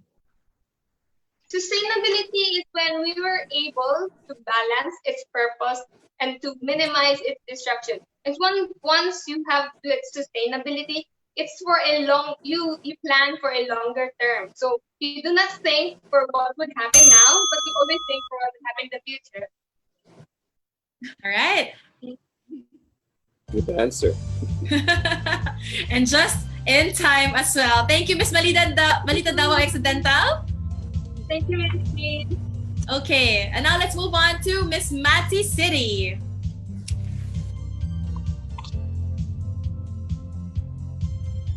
There is Miss Matty. Hi, good afternoon to you. And your mic is not working. Maybe we can, okay, you're on mute. Hello. There you go. Go ahead. All right. Hi, everyone. Good afternoon. I am Wiza Moreno, 25 years old, your echo angel from the city of Mati, province of Davao Oriental. I am a graduate of Bachelor of Science in Accountancy at Holy Cross of Davao College. Currently, I am working as a bank credit analyst. I started joining beauty pageants since I was 3 years old. Back then, I never realized the essence of pageantry and its purpose. But after involving myself into various beauty pageants, I realized that pageantry is more than what we see on the actual competition. I am a woman of the earth. And as a woman of the earth, I have the voice to speak compassion, determination, and connection of environment and the earth. Together with my advocacy, which is sustainable development and footprint awareness of marine biodiversity, this advocacy aims to illuminate the mind of the people on how they act on land and on the beaches they're visiting. It's footprint awareness that would foster discipline and knowledge to humanity.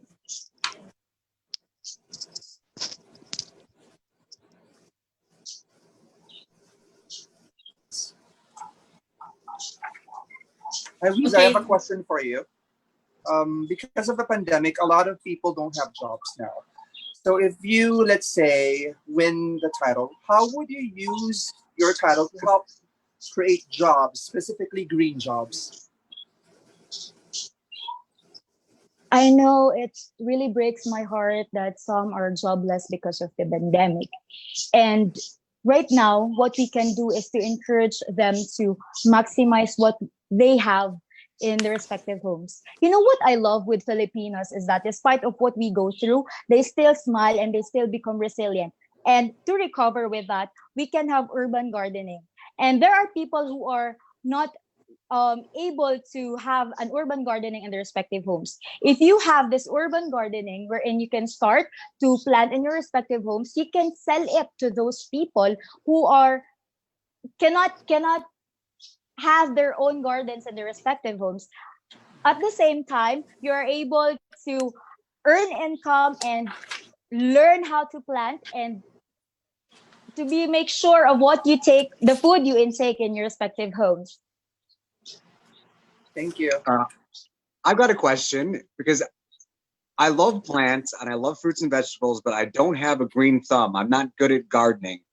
Do you have an urban garden, and what are some plants or vegetables that you suggest a beginner should try to grow?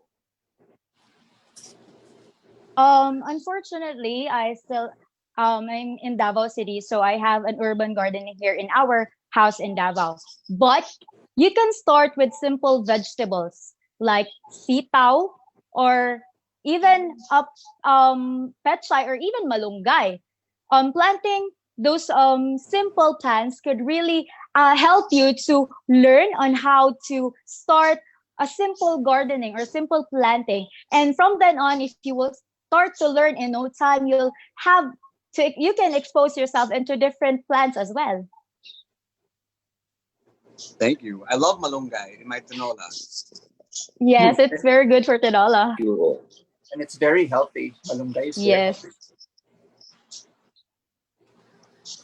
Good afternoon, Wiza. Good I'd just like to afternoon. get your opinion. Oh, good afternoon. What do you think about the anti-terrorism bill? Is it necessary for solving the problems of terrorism, especially there in the region of Mindanao? Anti-Terrorism Act of 2020 is a very sensitive issue. But with my opinion is that I know that the government is really doing their best to secure the safety of the people in our country. Most especially that there are some people who tried to destroy the peace what we have. But as for me, as long as there is an assurance that there will be no abuse of powers in implementing this act, and we would specify as to what, or since the definition of terrorism is actually very broad, and if we will specify it and it will not affect the people, then I don't see any problem with that at all. Thank you, Miss Mare City. Thank you.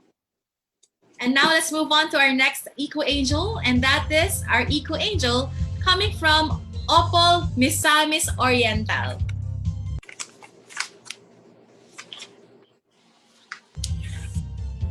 Hi, Miss Opol.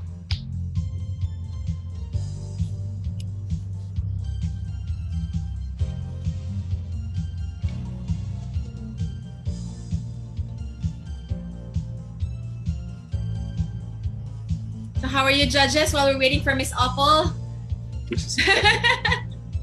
I'm doing good. I'm hungry now. You're hungry. I'm so hungry after hearing about all these vegetables and meals. Right. And of course, I hope you're learning something as well from our delegates here, as I am learning myself. Yes, we are. We are definitely. That's why this experience is really unique for me. I also learned a lot from the girls. Right. Okay, so let's now first have Miss Panabo City. She's already with us. And your mic is on mute, Miss Panabo. There you go. The floor is yours. Hello, good afternoon, everyone. I am Ed Goldlane Flores. I'm 25 years old and I am your Eco Angel from Panama City. Currently, I am a college instructor here in my city, and I am taking up my doctorate degree in major in educational leadership. And aside from teaching, I do host and organize events such as pageants and weddings. And for my advocacy, I am advocating for green architecture, where I believe that we can have sustainable development in our economy and economy by not compromising our environment. Thank you. Okay, any questions from our judges? for Miss Panama Good City? afternoon. Good afternoon, sir. Yes, how would you convince manufacturers or people in the construction industry to pursue green architecture, even though it would be more expensive for them to pursue that? Well, yes, that is really a challenge with this advocacy, having the expensive materials. But as you can see, if we think of the betterment of our society, and if we think of the welfare of the human beings, I believe that the manufacturers can accept my proposal in terms of switching the materials to an eco-friendly one, because I believe that we always dream to become a strong nation, and with a strong nation comes with a strong economy, and with that coming from the businesses, I believe that with a sustainable development, using eco-friendly materials would be a good one, and of course it would help also the society as well. Thank you. Thank you. Hi, Ed. Hello. I noticed that you've achieved a lot at such a young age. You've completed your master's degree. You're a college professor. Congratulations on that. I'd like to find out what drives you, what motivates you to do this, to excel in your field. Come again, sir. I'm sorry. I mentioned that you've achieved a lot at such a young age. You have a master's degree. You're a college professor. I'd just like to find out what drives you, what motivates you to achieve such things. Well, aside from my family being my primary inspiration, I also want to prove myself that I can do better, because when I was still in my teenage years, I am considered to be talented, but yet some people would not think that I am enough to showcase my capabilities. And I believe that this drives me to push through my achievements of what I have today. And especially now that I am in my third level of upgrading my education status, I am very motivated to pursue this, because I am really a visionary and I really want to do something, contribute something in the society. And I think I'm very excited that sharing my ideas soon with the help of what I have learned in my studies would be a contribution to my society and hopefully for our nation. Thank you. Thank you. We still have time for another question for Miss Panama City. A really quick one then. Since you're a teacher, and sometimes you got to make your lessons short. So what is the most important lesson that you want people to know about taking care of Mother Nature? Well, the very important lesson that I could give to everyone, and especially to my students, is to be mindful and grateful, knowing that with all the knowledge that we learn in school and even in the experiences of life, I think that the best way is to become mindful of our own actions and let that be a result to become responsible citizens in our society. Thank you, Miss Panama City. Thank you so much. Thank you so much. All right. And now Miss Apple, Miss Samis Oriental is ready. Can we have now our Eco Angel from Apple, Miss Samis Oriental? Hi, good afternoon, everyone. I am Isabel Junti Anyo. I am 20 years old, your Eco Angel from the Municipality of Opol, Province of Misamis Oriental. I am a tourism management student and a sibling to two equally beautiful sisters, and we are all raised single-handedly by our mom. I passionately advocate the protection and preservation of our ocean waters, since our country, the Philippines, is surrounded with pristine waters as an archipelago. Ironically, I had a life and death experience in the ocean water when I was young, but it did not hinder me from appreciating the beauty and goodness that the ocean brings to us humans. I have personally experienced swimming from one polo to another, enjoy the local panginhas during the low tides, and cherished every sunrise with a cool splash of waves upon my feet. I am a hopeful eco-angel passionately advocating the protection and preservation of ocean waters for the future of my province, Misamis Oriental, and the next generation may see its magnificence. Thank you. Hi, Isabel. Mark here. You have a very interesting profile, and I would hope you don't mind me asking something personal because you shared it as well. I'd like to find out more about this, and I'm quoting you. Basing from family experience, women in your family does not have any say or voice when seated at the table. What does that mean? And in case you share something about that, how do you intend to change that? Well, I've experienced, my mom experienced that, and it's something that we should not tolerate because at my mom's time, they said that if you're a woman, you don't have the right to speak, nor you don't have the right to work, men's work.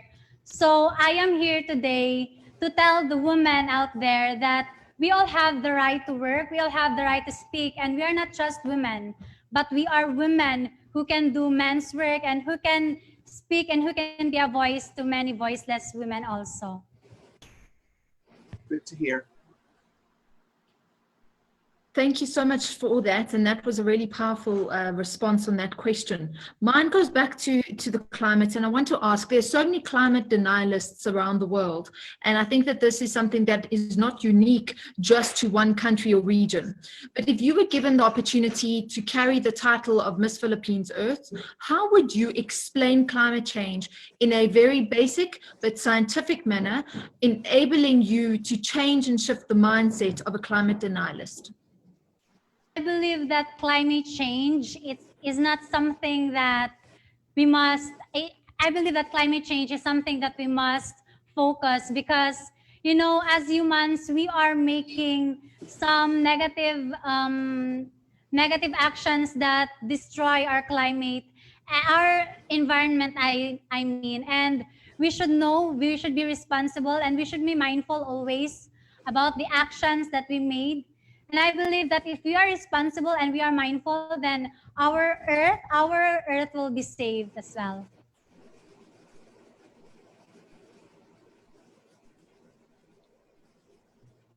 Any more questions? You're on mute, DJ Mojo Jojo. Sorry about that. There you go. I'll make it quick.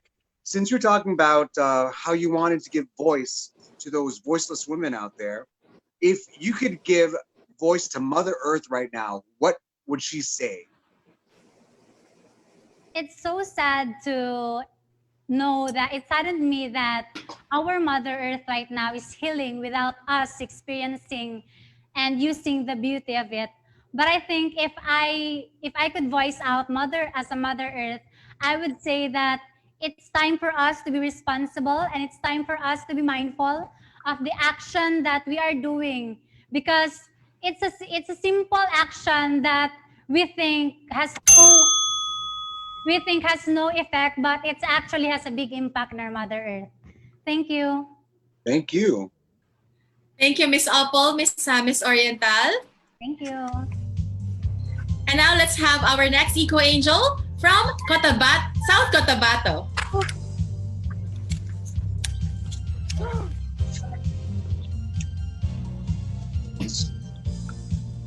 Hi, Miss South Cotabato. How are you today? Hi, everybody. Hi, everyone. I am Eliza Isabel Hatulan Tolimao from the land of the Dreamweavers, province of South Cotabato. I am 19 years old and I'm currently studying a Bachelor of Science in International Tourism Management at Joji Ilagan International School of General Santos City. Yes, I may be young, but I have this big dream of becoming the first South Cotabateña to introduce South Cotabato in the Miss Philippines Earth stage. My advocacy is a sustainable agri-tourism development program. I have been pursuing this advocacy for 3 years now. I have pursued this advocacy since my mutya ng South Cotabato 2018 days. I really wanted to pursue this advocacy because I wanted people to see, especially the Filipinos, to see the environmental resources as well as the agriculture, not just as the most efficient livelihood for the Filipino people, but could also be an asset that could develop into something more beautiful, like a tourist destination. Personally, as someone who came from a family who depends so much on farming, I see agritourism as a call to be answered. Thank you. Thank you so much, Eliza. I have never been to South Cotabato, but I've heard a lot of good things about it. So let's say you were given a chance to promote your place, South Cotabato, and you are to create a slogan for South Cotabato. What will that slogan be so you could promote your city? And why will you use a slogan? My slogan would be easy. It would be South Cotabato is next. Because a lot of tourists have been to the Philippines, but South Cotabato is less recognized. Maybe it comes with a stereotype about South Cotabato. The South Cotabato is known to be a war zone. But I wanted to eradicate that stereotype because I wanted people to see South Cotabato as something more beautiful than that. It could flourish because South Cotabato is full of different tourist destination, may it be agritourism or different extreme activities here in South Cotabato. And I could say that the best asset of South Cotabato is us. It is the collaboration of us citizens and also the local government unit that continues to pursue and develop different programs to improve South Cotabato in all aspects of life. Thank you. Thank you. Good afternoon.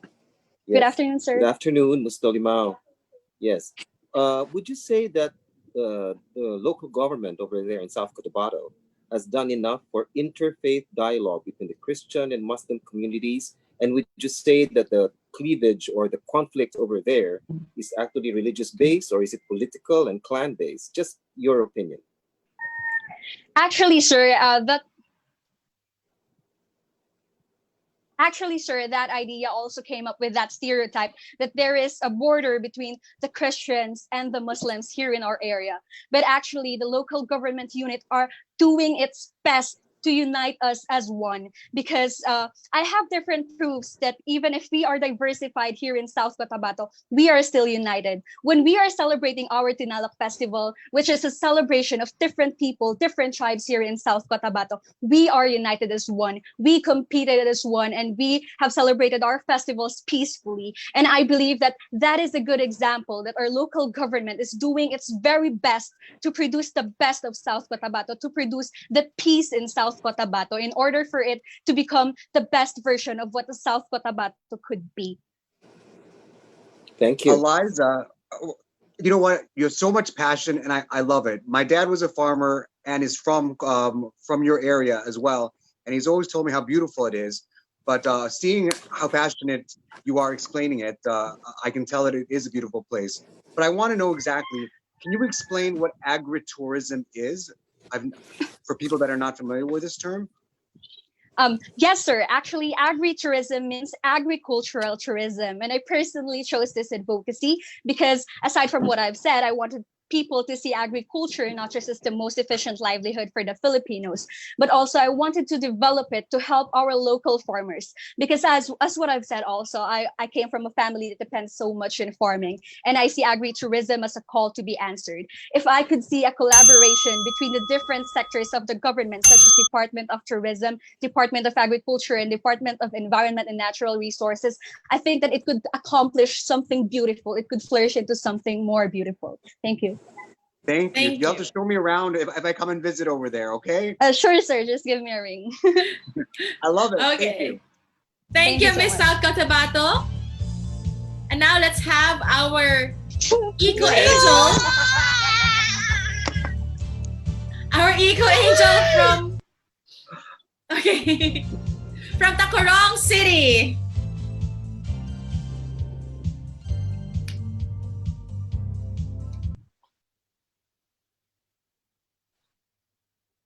Miss Tacorong City? Yes? Mabuhay! I am your Eco Angel Ricky Rama, representing the city of Goodwill, Tacorong. The city is located at the South Central Mindanao, a home of diverse culture and environmental friendly people. And above all, city where thousands of migratory birds dwell. My city serves as a hub for business, tourism, and other industries. Growing up, I was taught by my parents to be God-fearing and environmental friendly. Since I am an advocate of wildlife preservation, particularly the birds, we are interrelated to one another, and we have to preserve every species in the circle of life for us, for our survival. This is your Echo Angel Ramos, Rep Ugyon, Yuhom, Tahom, Syudad ko, Palanga ko, Takoro. Thank you so much, Rika. Oh, sorry.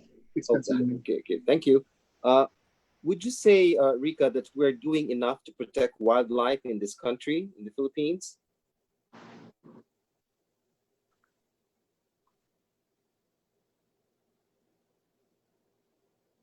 Did you hear my question? Are we doing enough for the protection of wildlife in the country or in the area where you are at, in Tacurong? Since I was in Isang Talacodong 2014, I am active in participating in different programs by our LGU here in my city in protecting and preserving Baras Bird Sanctuary. The Baras Bird Sanctuary is a 2.5 peppercorn farm that is home of more than thousands of cageless birds. And I will continue to use this platform to pursue my advocacy, to conduct tree planting and cleanup drive, and art for nature, such as making recyclable materials into art pieces. This platform has been a part of different programs of the local government unit of Tacoro. I am certain that through this program, I can be able to create awareness in protecting and preserving wildlife and its habitat. And I believe that the presence of wildlife is an indicator that our environment is healthy and conducive for living.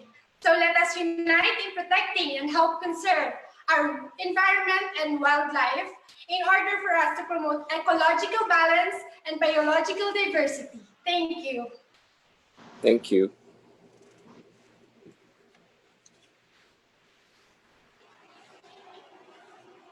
Rika, my question to you is, do you think that the Philippines have become more aware of the environment in the last 20 years? In this modern world, people are more aware of the environment and the environmental issues in protecting our mother nature. We people must protect life, and we should not use living things or living things to save life.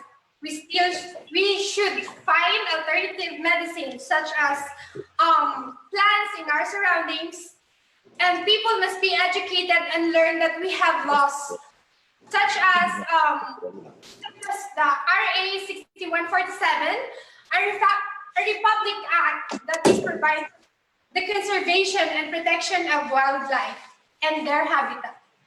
Then I believe that through this, we can unite and help save our mother nature. Thank you.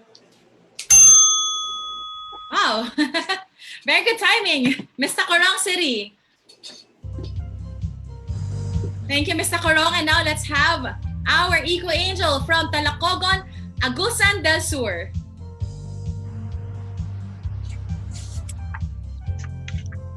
Hi, Miss Talacogon. Your video is upside down. Okay, there you go. And let's check the mute button there. There you go. Hi there, Miss Talacogon. Hello, po. So hello, everyone. I am June Sara Copico Pinada, 24 years old, your Eco Angel from the municipality of Talacogon, province of Agusan del Sur. I work as a human resource management officer at our local government unit. And for the past few years, I've been lucky enough to see and travel different places around my province in few parts in our country. And after visiting several tourism sites, the way I see tourism has changed. Yes, it's true that promoting tourism is essential for the community's advancement, but I believe that more than that, it is extremely important that we preserve these marvelous places and as much as we can, preserve their natural condition. And so as an Eco Angel, I'll have to work on promoting responsible tourism that is taking both tourism promotion and environmental preservation.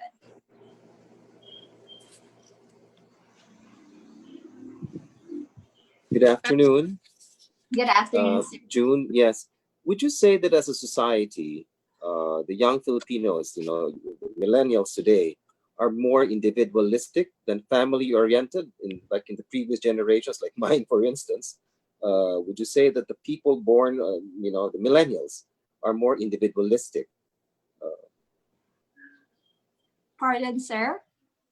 Would you say that millennials today, people of your generation, the younger generation, younger than mine anyway, comparative to mine, are more individualistic in their outlook in life instead of being more family-oriented or thinking about the community, that sort of thing, or the clan, because that was the way people were raised like a generation or two ago, no?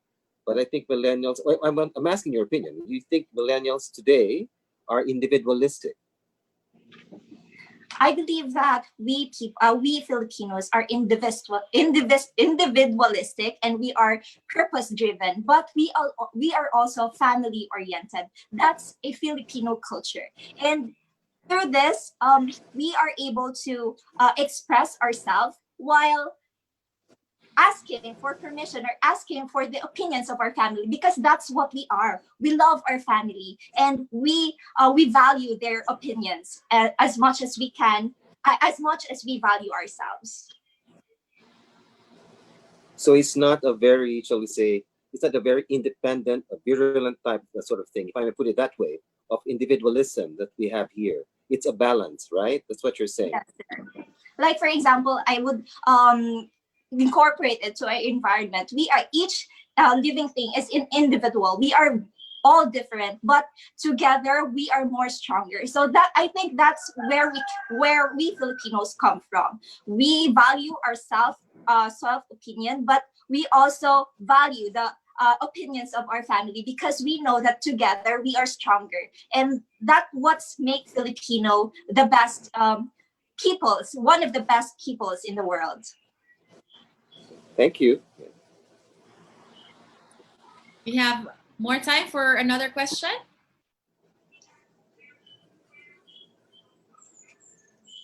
I'll answer a question. Ecotourism. Or go ahead, Ms. Catherine. Take it away. I'm so sorry. Okay.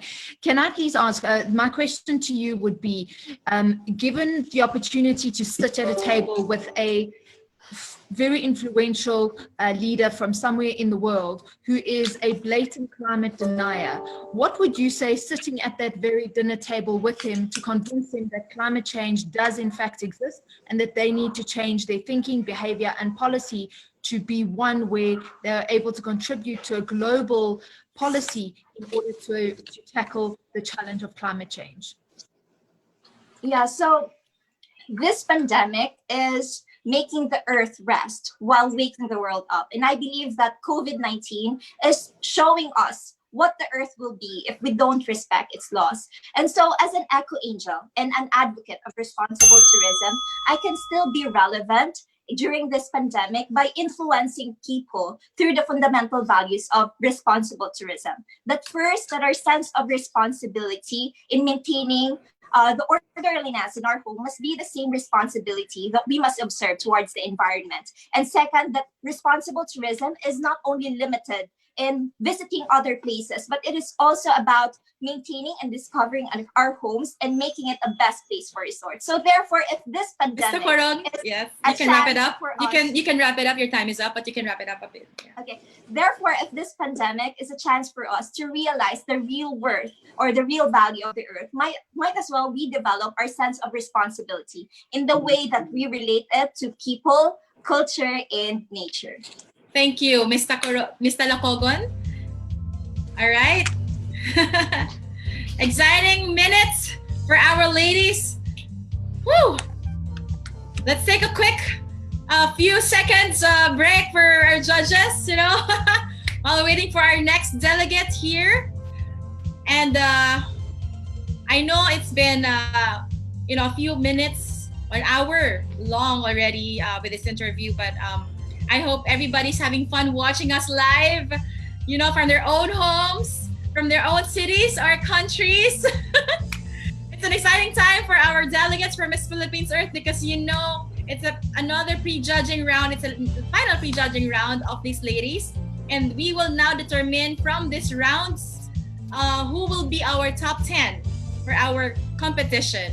And now let's move on with our next Eco Angel from Visayas, Sagun, Zamboanga del Sur.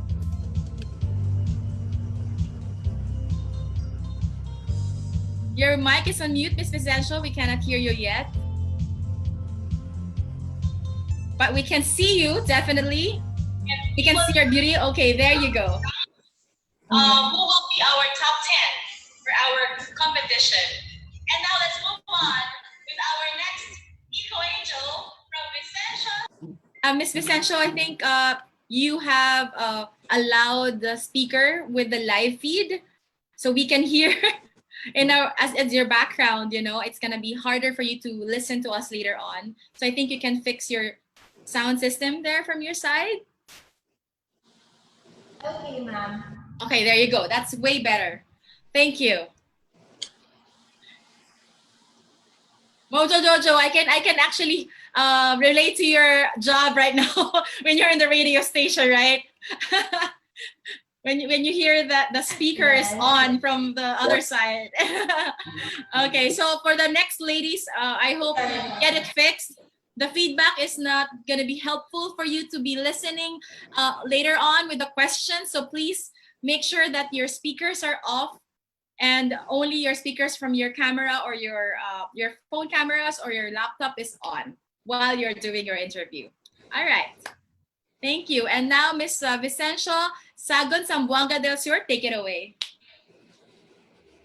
Hi, I am your Eco Angel, Jacqueline Blasco, from the Biodiversity Hub of Zamboanga del Sur, the municipality of Vicencio, Sagun.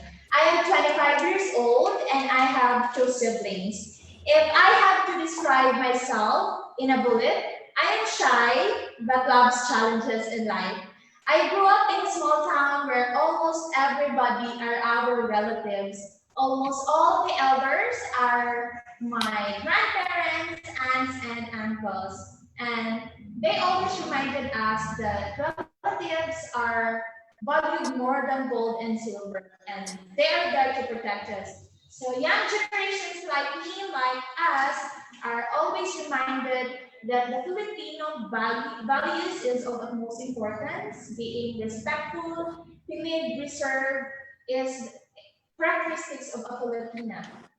My mother is a house manager for free. She works day and night to take care of us, while my father is an OFW to sustain our family needs. So 70% of my attributes comes from my mother, who loves to be bounded with the 4 corners of our home. And the remaining 30% of my character comes.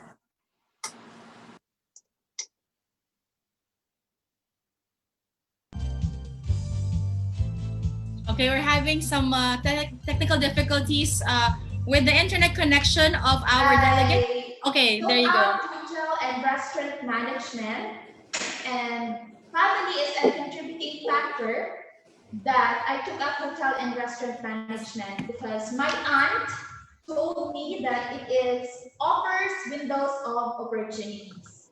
So during my OJT, I have experienced meeting different people of different characteristics and different cultures.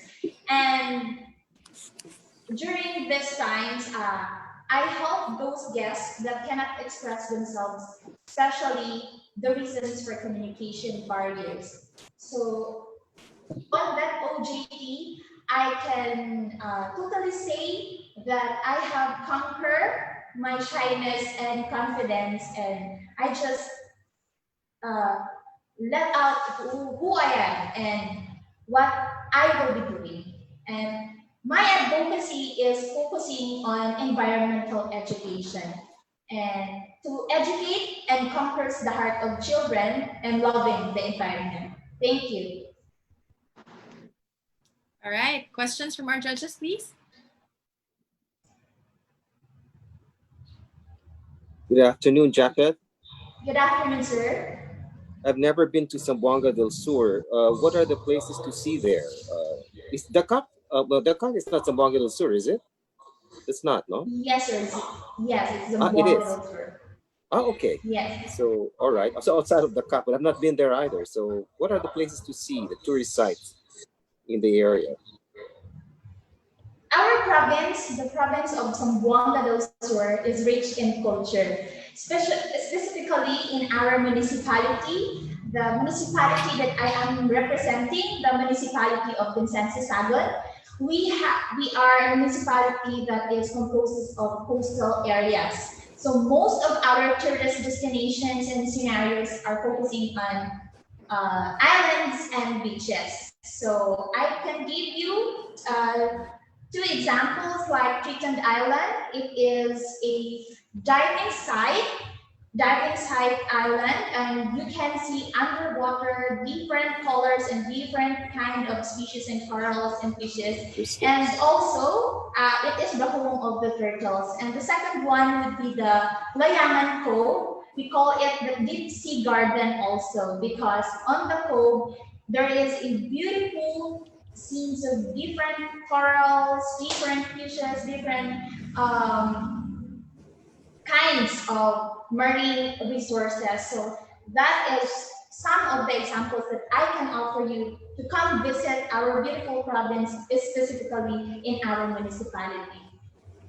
Thank you. When it's safe to fly, yeah. Yeah. We definitely want to go there, yeah. There you go, Mrs. Catherine. Go ahead. Sorry, thank you. Thank you so much for the information and everything that you've shared with us. I'm going to ask a question that I've asked previously, and that is, if you had the opportunity to sit with a leader who is a climate denialist, and you had to convince him or her that climate change is in fact what would you do? How would you use that opportunity? If you can, for a brief few moments, however we have left, explain to me why it is that climate change does exist and why we need political will behind the climate science to make a change from a political perspective. Now, climate change occurring because of some of the undisciplined actions that people are doing. We are part of the environment. We human beings are part of the environment, so we need to be disciplined. We need to respect our environment. We need to love and care for it because God made the earth to be able for us human beings to live here. So if I will be going to address that for the whole world, that I will be saying to every individual. Okay. Thank you, Ms. Vicencia Sagon Zamboanga del Sur. Daghang salamat. Daghang salamat din sa'yo. And now let's have our final delegate from Mindanao, and that is Miss Zamboanga City. Hi everyone, hi judges. My name is Angelique Morhia Cabanlong. I am 21 years old and I'm your eco angel from the Asia's Latin city, Zamboanga City. I am currently working as a research scientist in one of the biggest personal care manufacturing company here in the Philippines. I am a licensed chemist and I am a graduate at the University of Santo Tomas. Well, my advocacy mainly focuses on the importance of wastewater treatment facilities and its positive impact to the environment. Because as a chemist myself, I want to integrate my background in knowledge in chemistry and in science in order for me to raise environmental awareness through Miss Philippines Earth. Thank you so much, Angelique. This is Mark. You have a very interesting background. Thank you. You're a scientist, you're a chemist. I'd like to find out, how would you use your skill or your knowledge to champion the use of sustainable products as well as to lessen the use of plastics? Well, as I said earlier, I work in a personal care manufacturing company, and I know that there's a lot of companies here in the Philippines that lay away mostly in using plastics as one of their packaging materials. And I think that's a great step because as someone who cares not just for the consumers but for the environment as well, we should be doing our job and our role to protecting the environment by using sustainable materials and lessen the use of plastics in our packaging materials as well. What sustainable materials do you think we could use?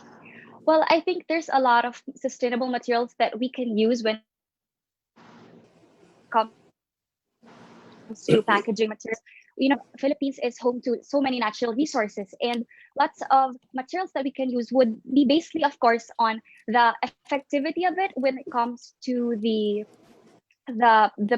product that you have to put in certain packaging materials. So we have to do some research for us to say that this certain sustainable material can actually be in perfect tie-up with a certain product, because not everything actually should be used when it comes to certain product, because it might affect the way that we should sell it to the consumer. So sustainable materials, there's a lot of sustainable materials available, but we can still do research so that in order for us to provide certain products that would benefit us, the company, and of course the consumers.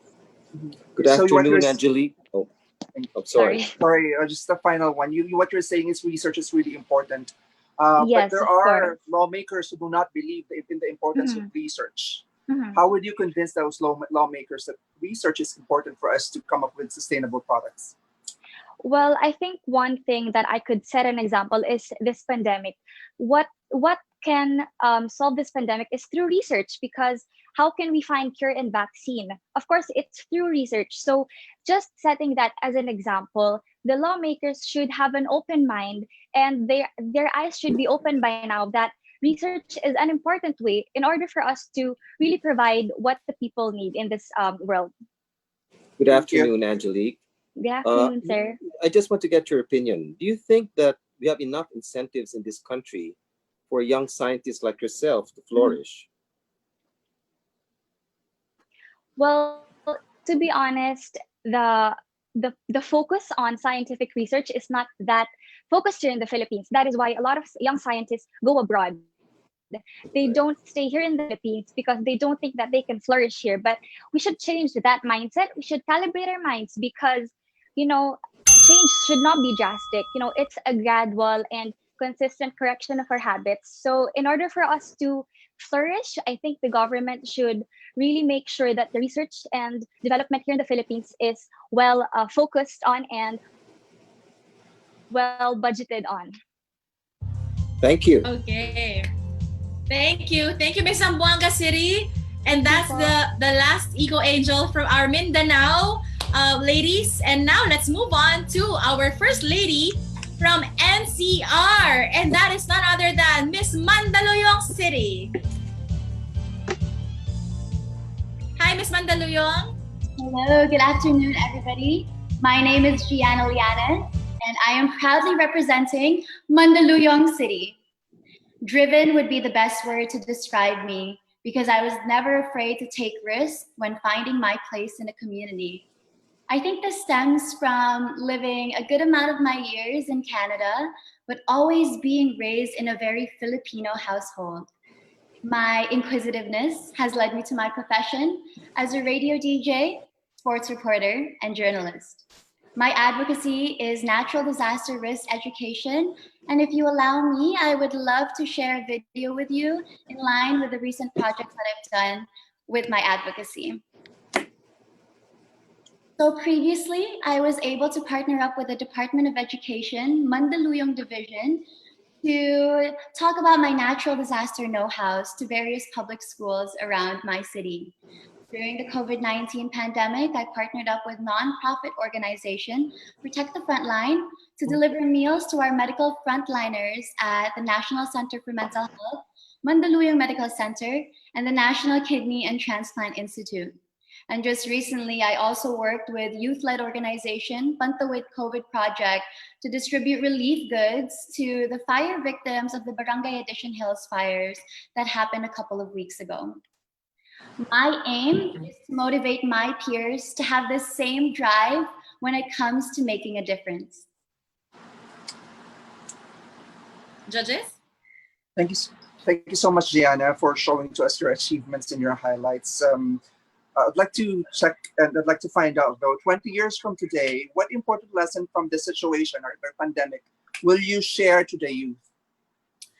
That's a great question, Sir Mark, and I haven't been asked that before, but I think that 20 years from today we'll really be able to see if we were able to fulfill our intergenerational responsibility to our future, if we were able to provide them with a safe, healthy, and clean environment. A lot of people are saying that the COVID-19 stems from eating wild animals. And I hope that what happened right now or what happened recently really serves as a lesson that it is important that we make responsible decisions and ultimately prioritize living in harmony with nature. Thank you. Good afternoon, Gianna. Have you ever experienced some sort of discrimination in the years that you lived in Canada? And how did you handle that? Yes, I did, Sir Raymond. Thank you for that question. Of course, I actually saw my parents go through the struggle of being first-generation immigrants. We all didn't completely understand the language. English is not my first language. We couldn't fit into the culture, and we were just taking the time to really find our place in that community. And I guess it's going through those struggles that has strengthened me to the woman I am today and has made me realize that whatever hurdle I go through in life, I can get over it. And I hope it also serves as a lesson that we must be more understanding with cultural differences, and we have to see everybody as equals. Thank you. Can I ask a question? Thank you so much. And it's so important what you're saying, especially in light of where the world is at the moment. We need to all be equal and we need to level the playing field where there is inequality. When we look at food security, there is huge inequality there as well. And the impact of climate change has also created gaps where we see inequality. How are you, with the title of Miss Philippines Earth and the platform you have now, how are you able to level the playing field of inequality when it comes to food security and the impacts of climate change? Well, Ma'am Catherine, thank you for that incredible question. With or without the crown, I know that I will push to shed a light on the marginalized communities here in the Philippines. I think when it comes to food security and responsible distribution of our resources, I would directly talk to our national and international leaders on how we can learn from each other and being proactive to provide especially the marginalized communities with the necessities that they need. I have a question, Mr. Mojo. From last question before your time runs out, from one DJ to another, how would you use your platform in the media to encourage people to care more about Mother Earth and practice more sustainable habits? Well, DJ Mojo Jojo, I just want to say I was listening to you ever since I was a child, and you were one of the people that inspired me to become a radio Oh, you're making me seem old. I mean, just recently. It's okay. But, one of the things that I really loved about you as a DJ and the DJs that I looked up to is you were unafraid to talk about unconventional, controversial issues.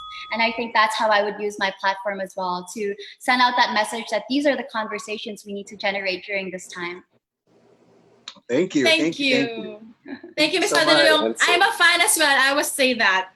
But not too long ago. Let's not mention the time. But I listen to you. That's why I keep on calling you Mojo Jojo, because I'm used to that. You know? Thank you so much. Thank you.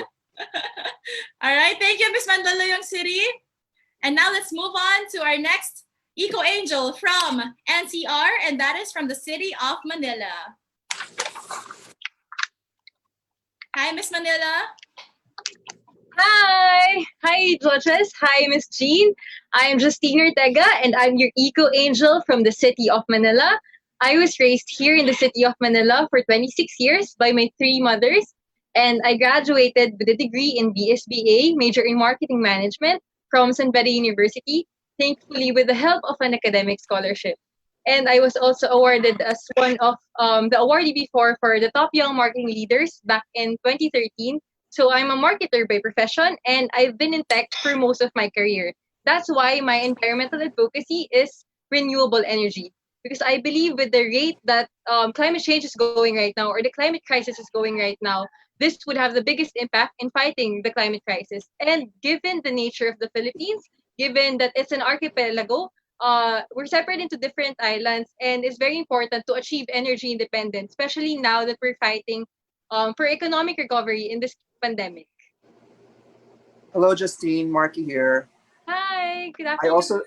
also am residing in Manila. I've been in Manila for over a decade, and I've observed this. So still, the problem here in Manila is really proper solid waste management.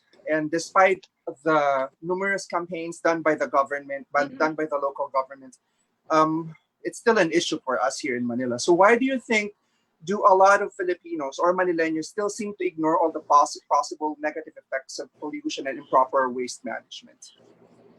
I believe the reason for that is that most of Manileños, or I guess most Filipinos, don't see the effect of it. We think that when we throw it, it's the end of the something. We don't know that when you throw something, it actually fills landfills and creates or occupies a space here in our country. So I think what we can do to help solve this problem is to show them photos of the situation of, or what happens to the waste that they throw after they put it in the trash can. But you don't just buy it and throw it and it ends everything. Because when we buy something, we're already putting an effect on Mother Earth because it's already an automatic waste when we stop using it. So I think that's the best thing that we can do, to show them the effect of throwing something and not recycling it.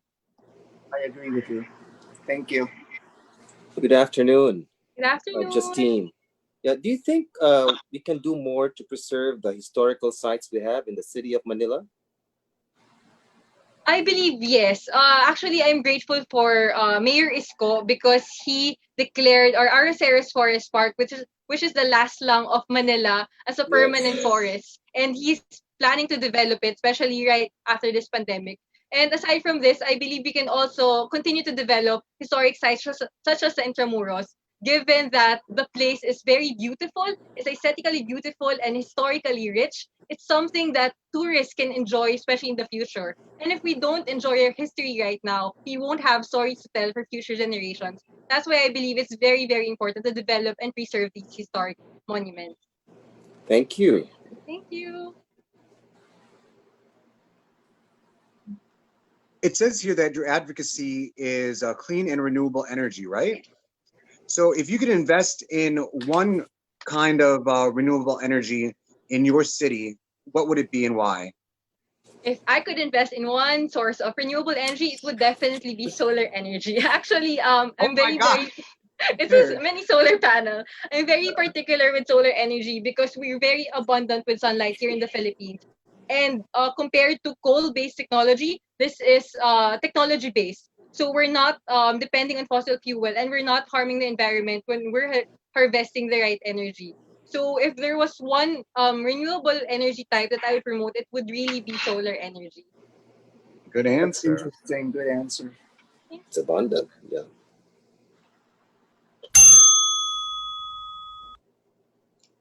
Thank you, Justine. Thank you so much. Thank you.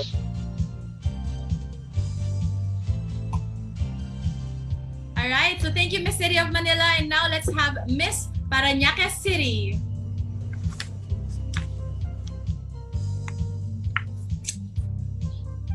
I think our judges are enjoying their time with our delegates. We are. Yes? We're learning a lot from Very them. smart. I'm humbled. I wouldn't want to be in your shoes, but we want to be one of the candidates as well, because this is actually a tough competition right here. You know, despite our situation being locked in our own homes, we are doing very well, and these ladies are really nailing all the questions. They are. Yeah, I got to give kudos to the ladies with their props, their videos, and everything. They're really prepared, even though COVID-19 has us doing this virtually. I'm very entertained and being very educated as well. It's edutainment. Right. Well, they're in it to win it, you know. So might as well do everything, you know, whatever it takes, and showcase, of course, whatever they did, because it's worth showcasing to everybody. All right. So now let's have Miss Parañaque City.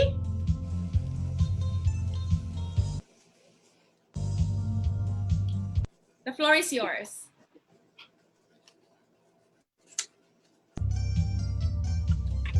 How are you today, Miss Parañaque City?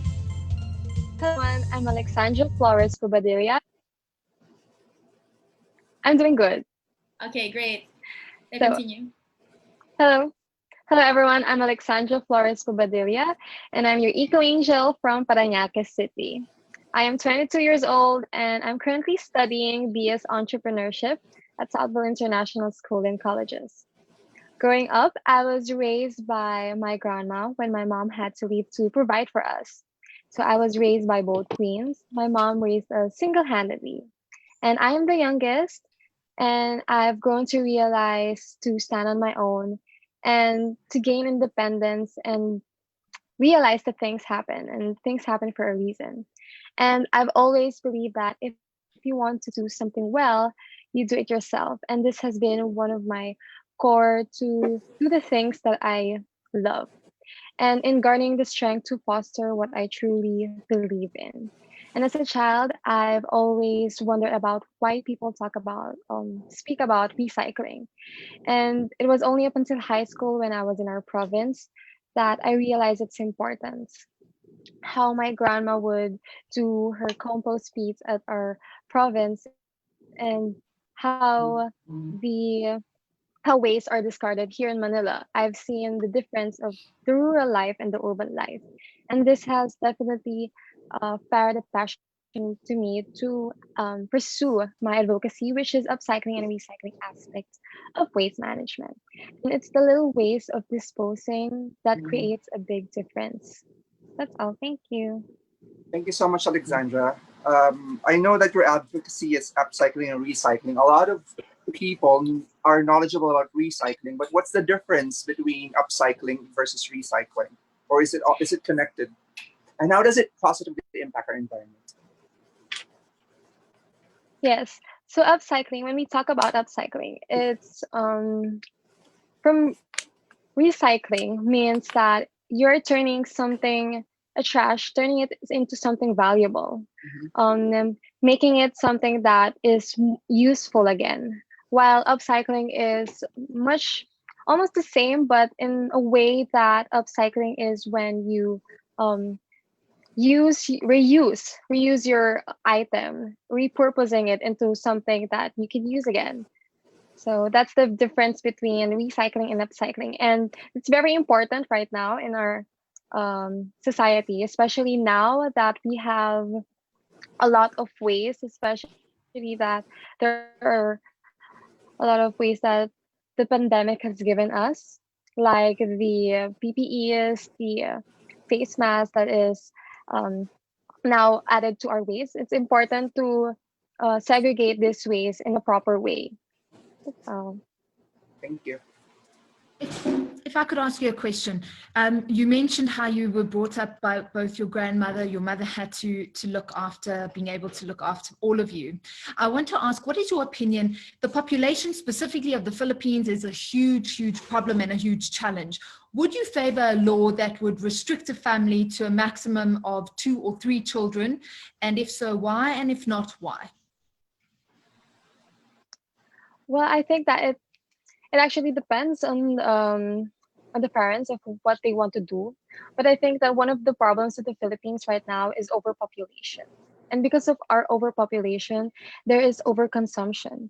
And because of overconsumption, it leads us to have unlimited resources, which is really needed right now. And I think that the government should provide proper education and best alternatives to provide for our country. That's all. Thank you.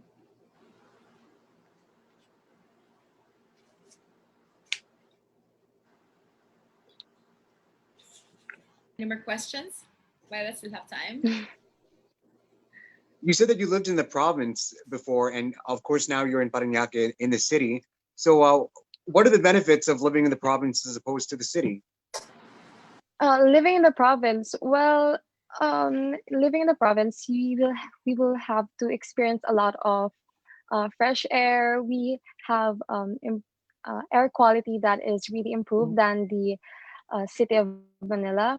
But in living in the province, I learned a lot from composting pits to planting our own trees, and we also have rice fields there, and that's what's the beauty of living in the province.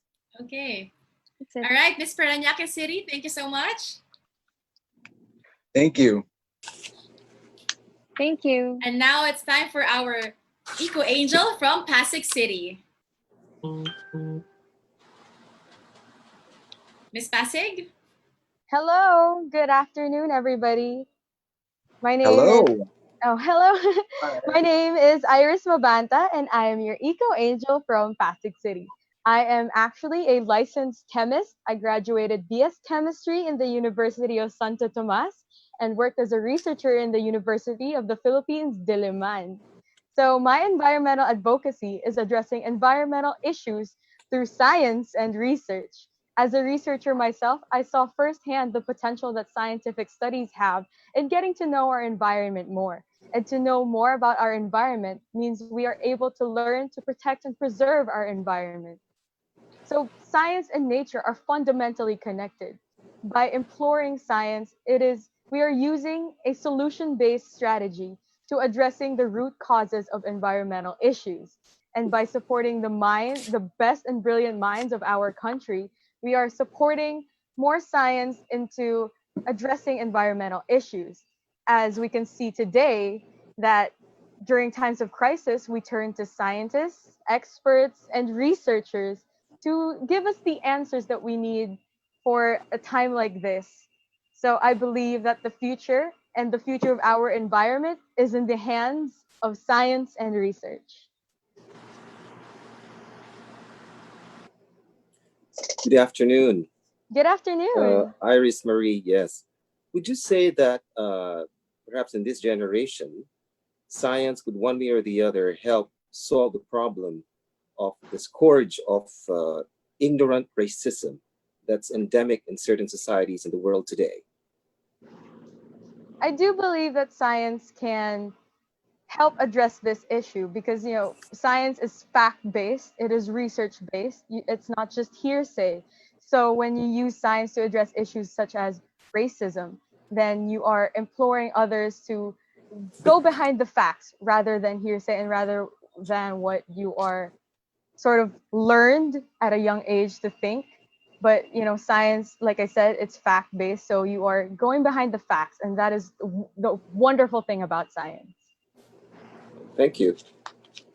Hi, Iris. Marky here. Hi, Marky. Hi. I'd just like to find out, have you ever been involved in any charitable or environmental work?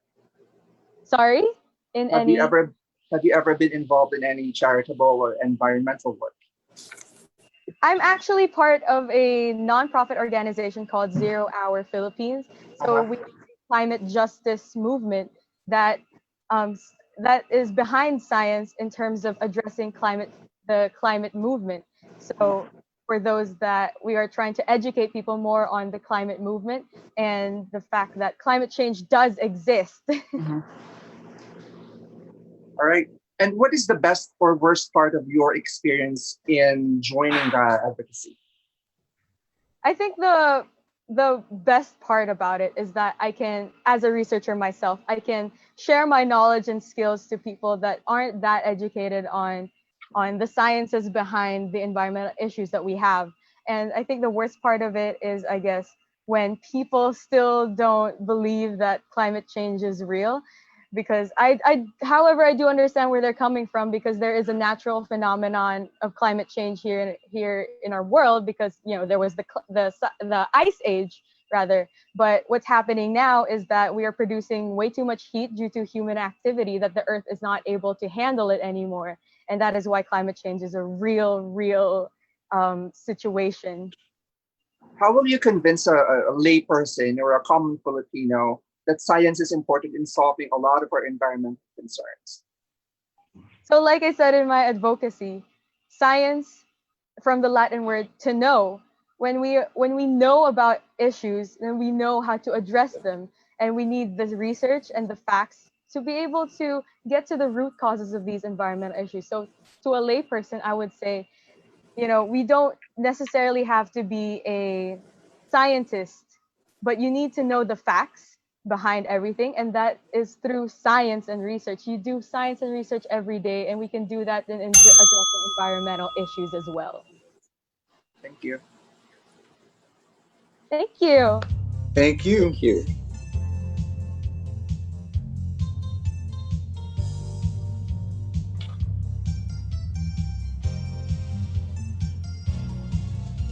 Thank you, Miss Pasig City. And now let's have our last Eco Angel from NCR, and that is our Eco Angel from Quezon City.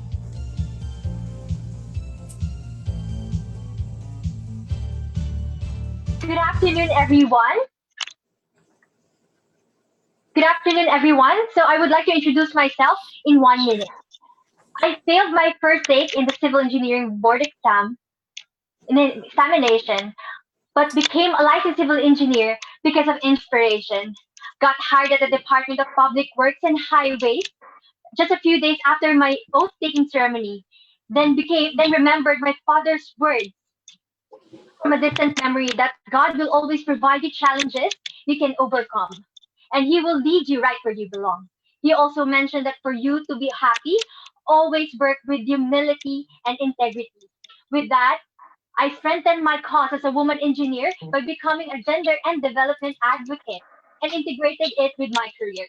Sustainable engineering, along with gender mainstreaming, is what I would like to advocate with, because attaining this kind of goal is important in attaining developmental goals, which is directed towards environmental protection and climate action. And if I become the next Miss Philippines Earth, I think that I will deserve to have that kind of post, because I am a Filipina who is not afraid to become a person who is going to be focusing on environment-focused social transformation. And that is me, Angeline Santos, your Eco Angel from Quezon City. Good afternoon, Angeline. Good afternoon po. Could you please elaborate what is sustainable engineering for you?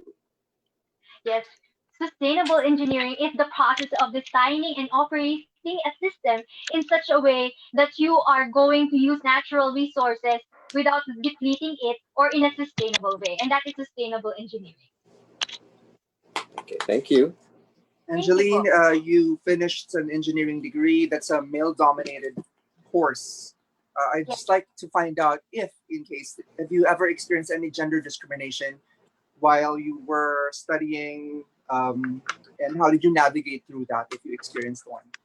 Yes, so as I have mentioned, as it became my advocacy, which is gender mainstreaming, I really have experienced gender discrimination in this industry. And with that, I use that kind of experience to further enhance my skills and elaborate and become a gender and development advocate, because I know that this is going to help us sustain and accelerating any forms of project, because ending all forms of discrimination and lack of sensitivity is crucial in accelerating sustainable development, which we know may help save the environment.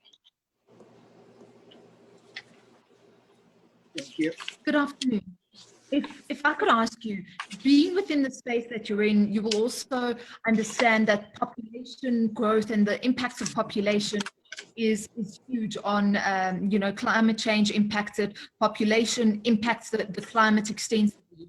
If you were a mother, or you were going to start a family, would you favor a law that would restrict your family to a maximum of 2 to 3 children?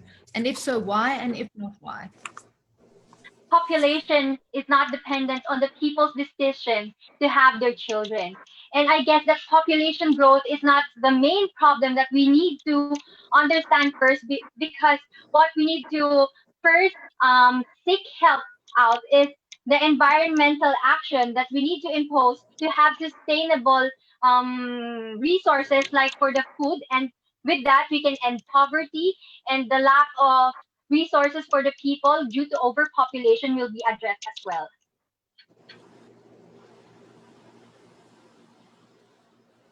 Thank you po. Would you say it would be the equitable distribution of resources that's the problem, and not population growth?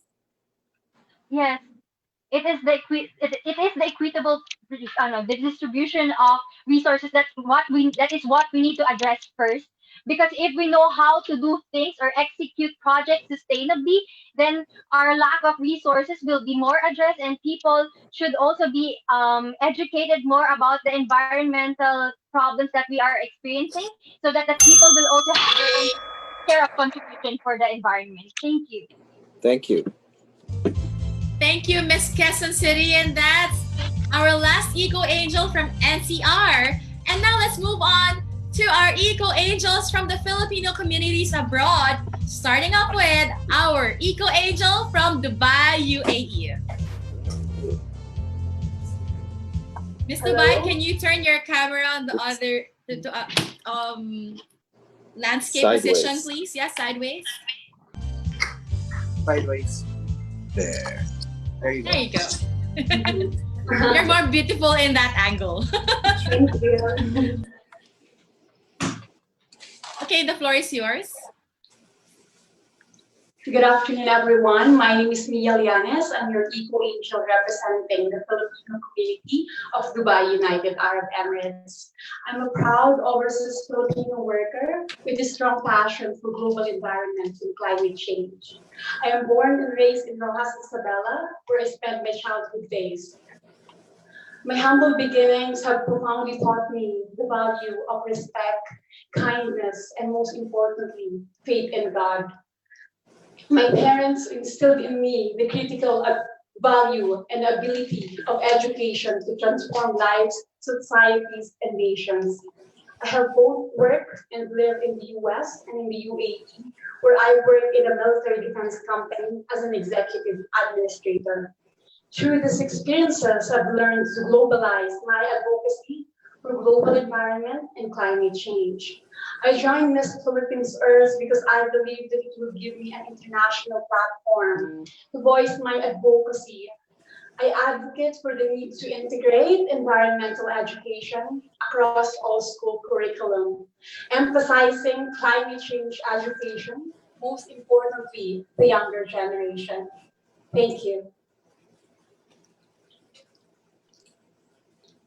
Good afternoon, Mia. Mia. Would you say that good afternoon, the OFWs in UAE have made an impact on the society over there?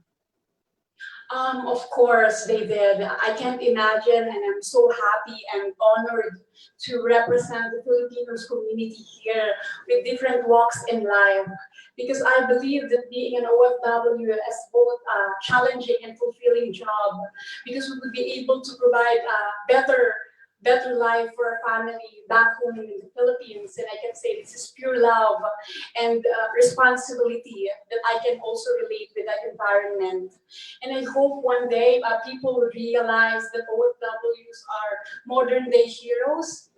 And I don't want them to see that we are just based on the remittance numbers and also based on the votes. Thank you. Thank you.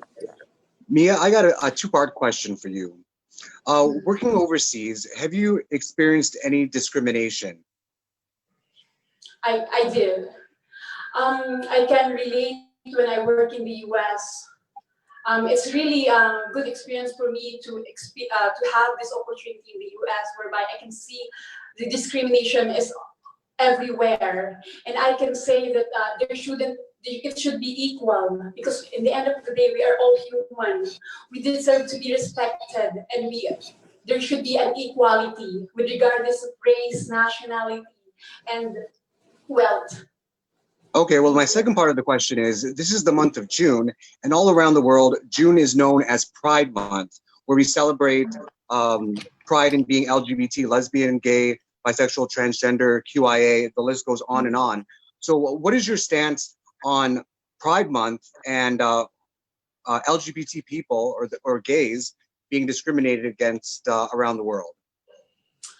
First and foremost, sir, I would say that there shouldn't be a discrimination in general, because as I said, that we have our own rights, and we all have to be respected. And I have like a bunch of friends around the world that they follow what they feel, and that is love. Because I believe that the powerful impact of love, and if we follow who we love, we will live in a beautiful, an amazing world where there's no negativity and there's no regret. Thank you. Thank you.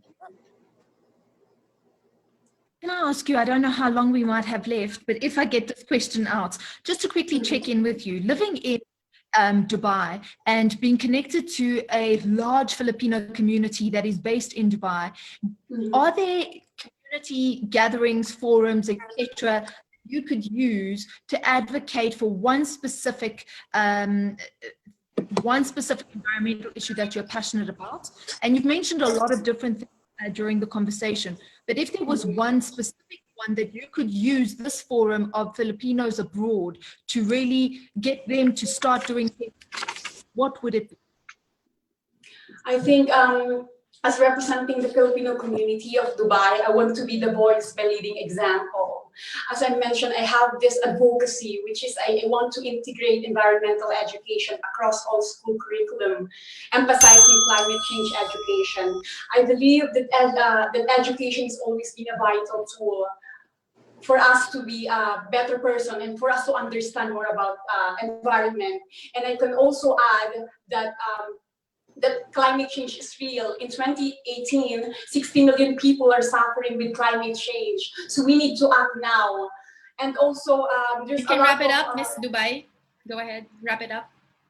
All right, and then I have this advocacy because I make sure that it's close to my heart, which is education, children, and also environment. It really hurts me a lot when I see people that's hurting the environment. Sometimes we cannot blame them because they don't know what to do. That's why. Thank you, Miss Dubai. Yes, that time is up. I'm sorry. But yes, we heard it loud and clear, education, but we don't have much time anymore. Thank you, Dubai. And now we have to move on to our next Eco Angel from Florida, USA.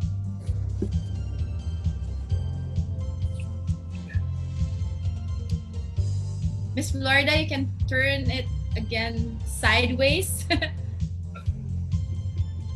we can see your beauty much better. Not doing that. Okay.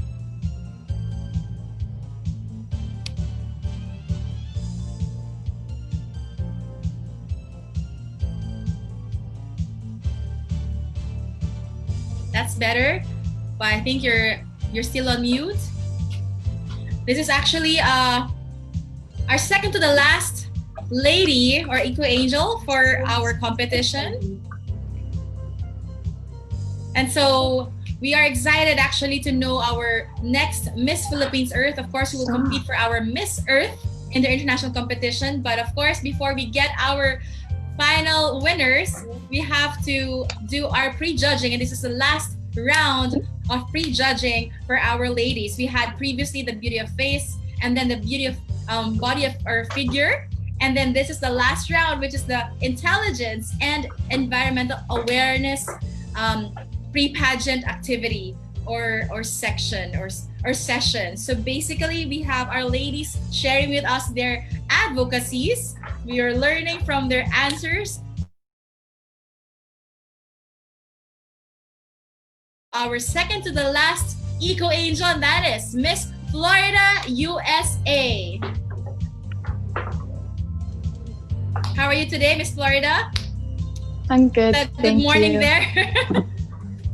Yeah. So you can you share something about yourself? Yes. So I'm Shannon Soliano Man. I'm 19 and I represent the Filipino community here in Florida. And so I'm advocating for sustainable use of resources through conservation. So basically focusing on the depletion of resources. Another thing about me is that I'm a part-time lifeguard. So I spend most of my days like taking care of people, watching people, and making sure people are safe in the water.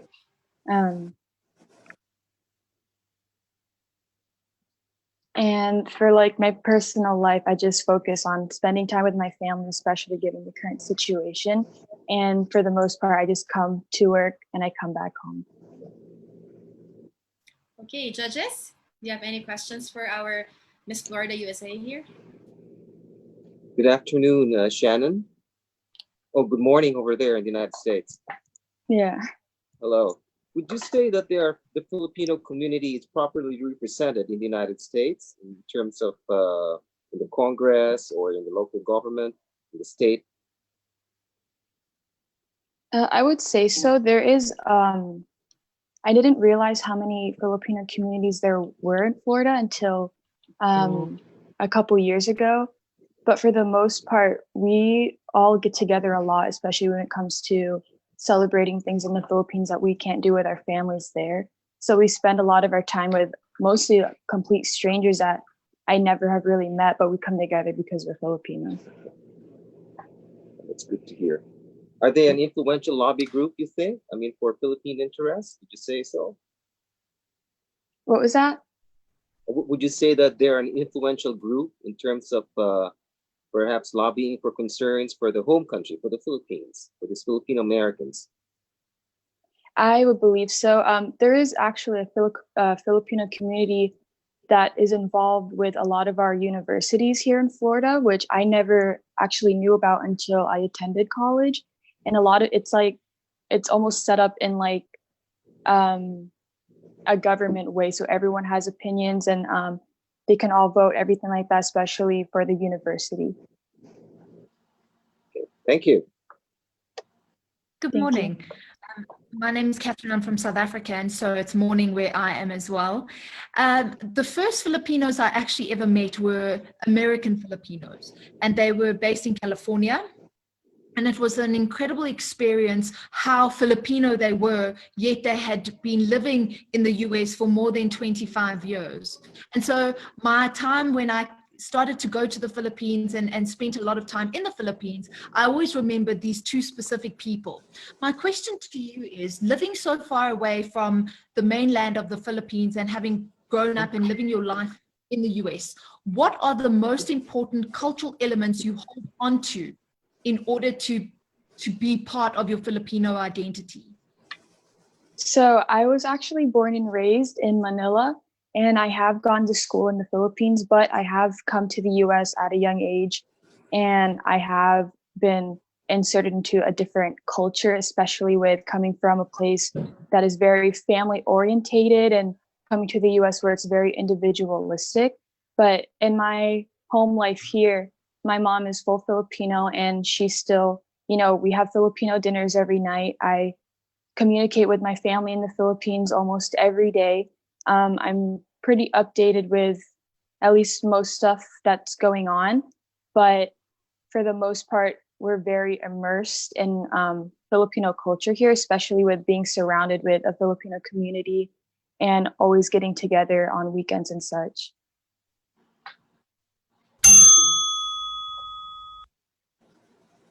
All right. Thank you, Miss Florida, USA. Thank you. Thank you. And we're now down with our last and final Eco Angel from the Filipino communities abroad, and that is from Melbourne, Australia. Let's all welcome our final Eco Angel. Hi. Hi. Good evening to everyone. I am Eliza Marie Mendoza. I recently turned 20 2 weeks ago, and I am your Eco Angel representing the Filipino community in Melbourne, Australia. When I was chosen to represent Melbourne, being one of the youngest and this being my first pageant, I immediately decided to give it my all. I decided to press pause on my course and work here decided to press pause on my course and my work here in Australia, not only to travel to the Philippines to compete, but also to put my full focus on winning Miss Philippines Earth 2020. Unfortunately, the pandemic canceled all flights, and that is why I'm still here. Thankfully, though, that the pageant continued virtually because, in a way, I was able to continue my learning. And this is important to me because during every single year of my education, I received academic excellence awards, school participation awards, and always had a position in leadership. So I love to educate myself and be educated. And being a part of Miss Philippines Earth 2020, I was able to expand my knowledge about environmental awareness and ways that I am able to take care of Mother Earth. I believe when believing in an advocacy, it needs to be realistic, something that people can actually strive for. My advocacy is about empowering the people of the Philippines to take initiative in looking after their country in a simple but effective way. I believe if the people had waste disposal systems implemented and waste bins distributed, then they would be given the ability, the choice to dispose of their waste properly. And because it is simple, it is therefore doable and then achievable. And as we all know, when all these small actions are combined, it can make a big difference for the environment. Thank you so much, Eliza. Belated happy birthday and congratulations on your achievements. Right. I'd just like to find out, since you are in Australia now, what do you think are the best practices when it comes to environmental awareness and environmental best practices that you could share to people here in Manila that we could also practice? I believe here in Australia, we are learning how to save on our food wastages because during the pandemic, a lot of us were stuck at home, as well as because a lot of us had to discontinue our jobs. We had to find ways in order to ensure that we do not waste the food that we have, as well as we also created packages to help others in times of need. For example, my family, they created food packages and essential packages for those in need. For example, the international students, because they were unable to work and they were just stuck in their apartment. As well as, it's been mentioned before, but I've actually implemented the 5 R's during this time, and I've been recycling a lot, I've been reducing a lot, as well as making sure my water usage doesn't go over, as well as my electricity usage. Thank you. Good afternoon, Eliza, and belated happy birthday too. Thank you. I see the map of Bulacan behind you. How would you promote Philippine culture in the community there in Melbourne, Australia?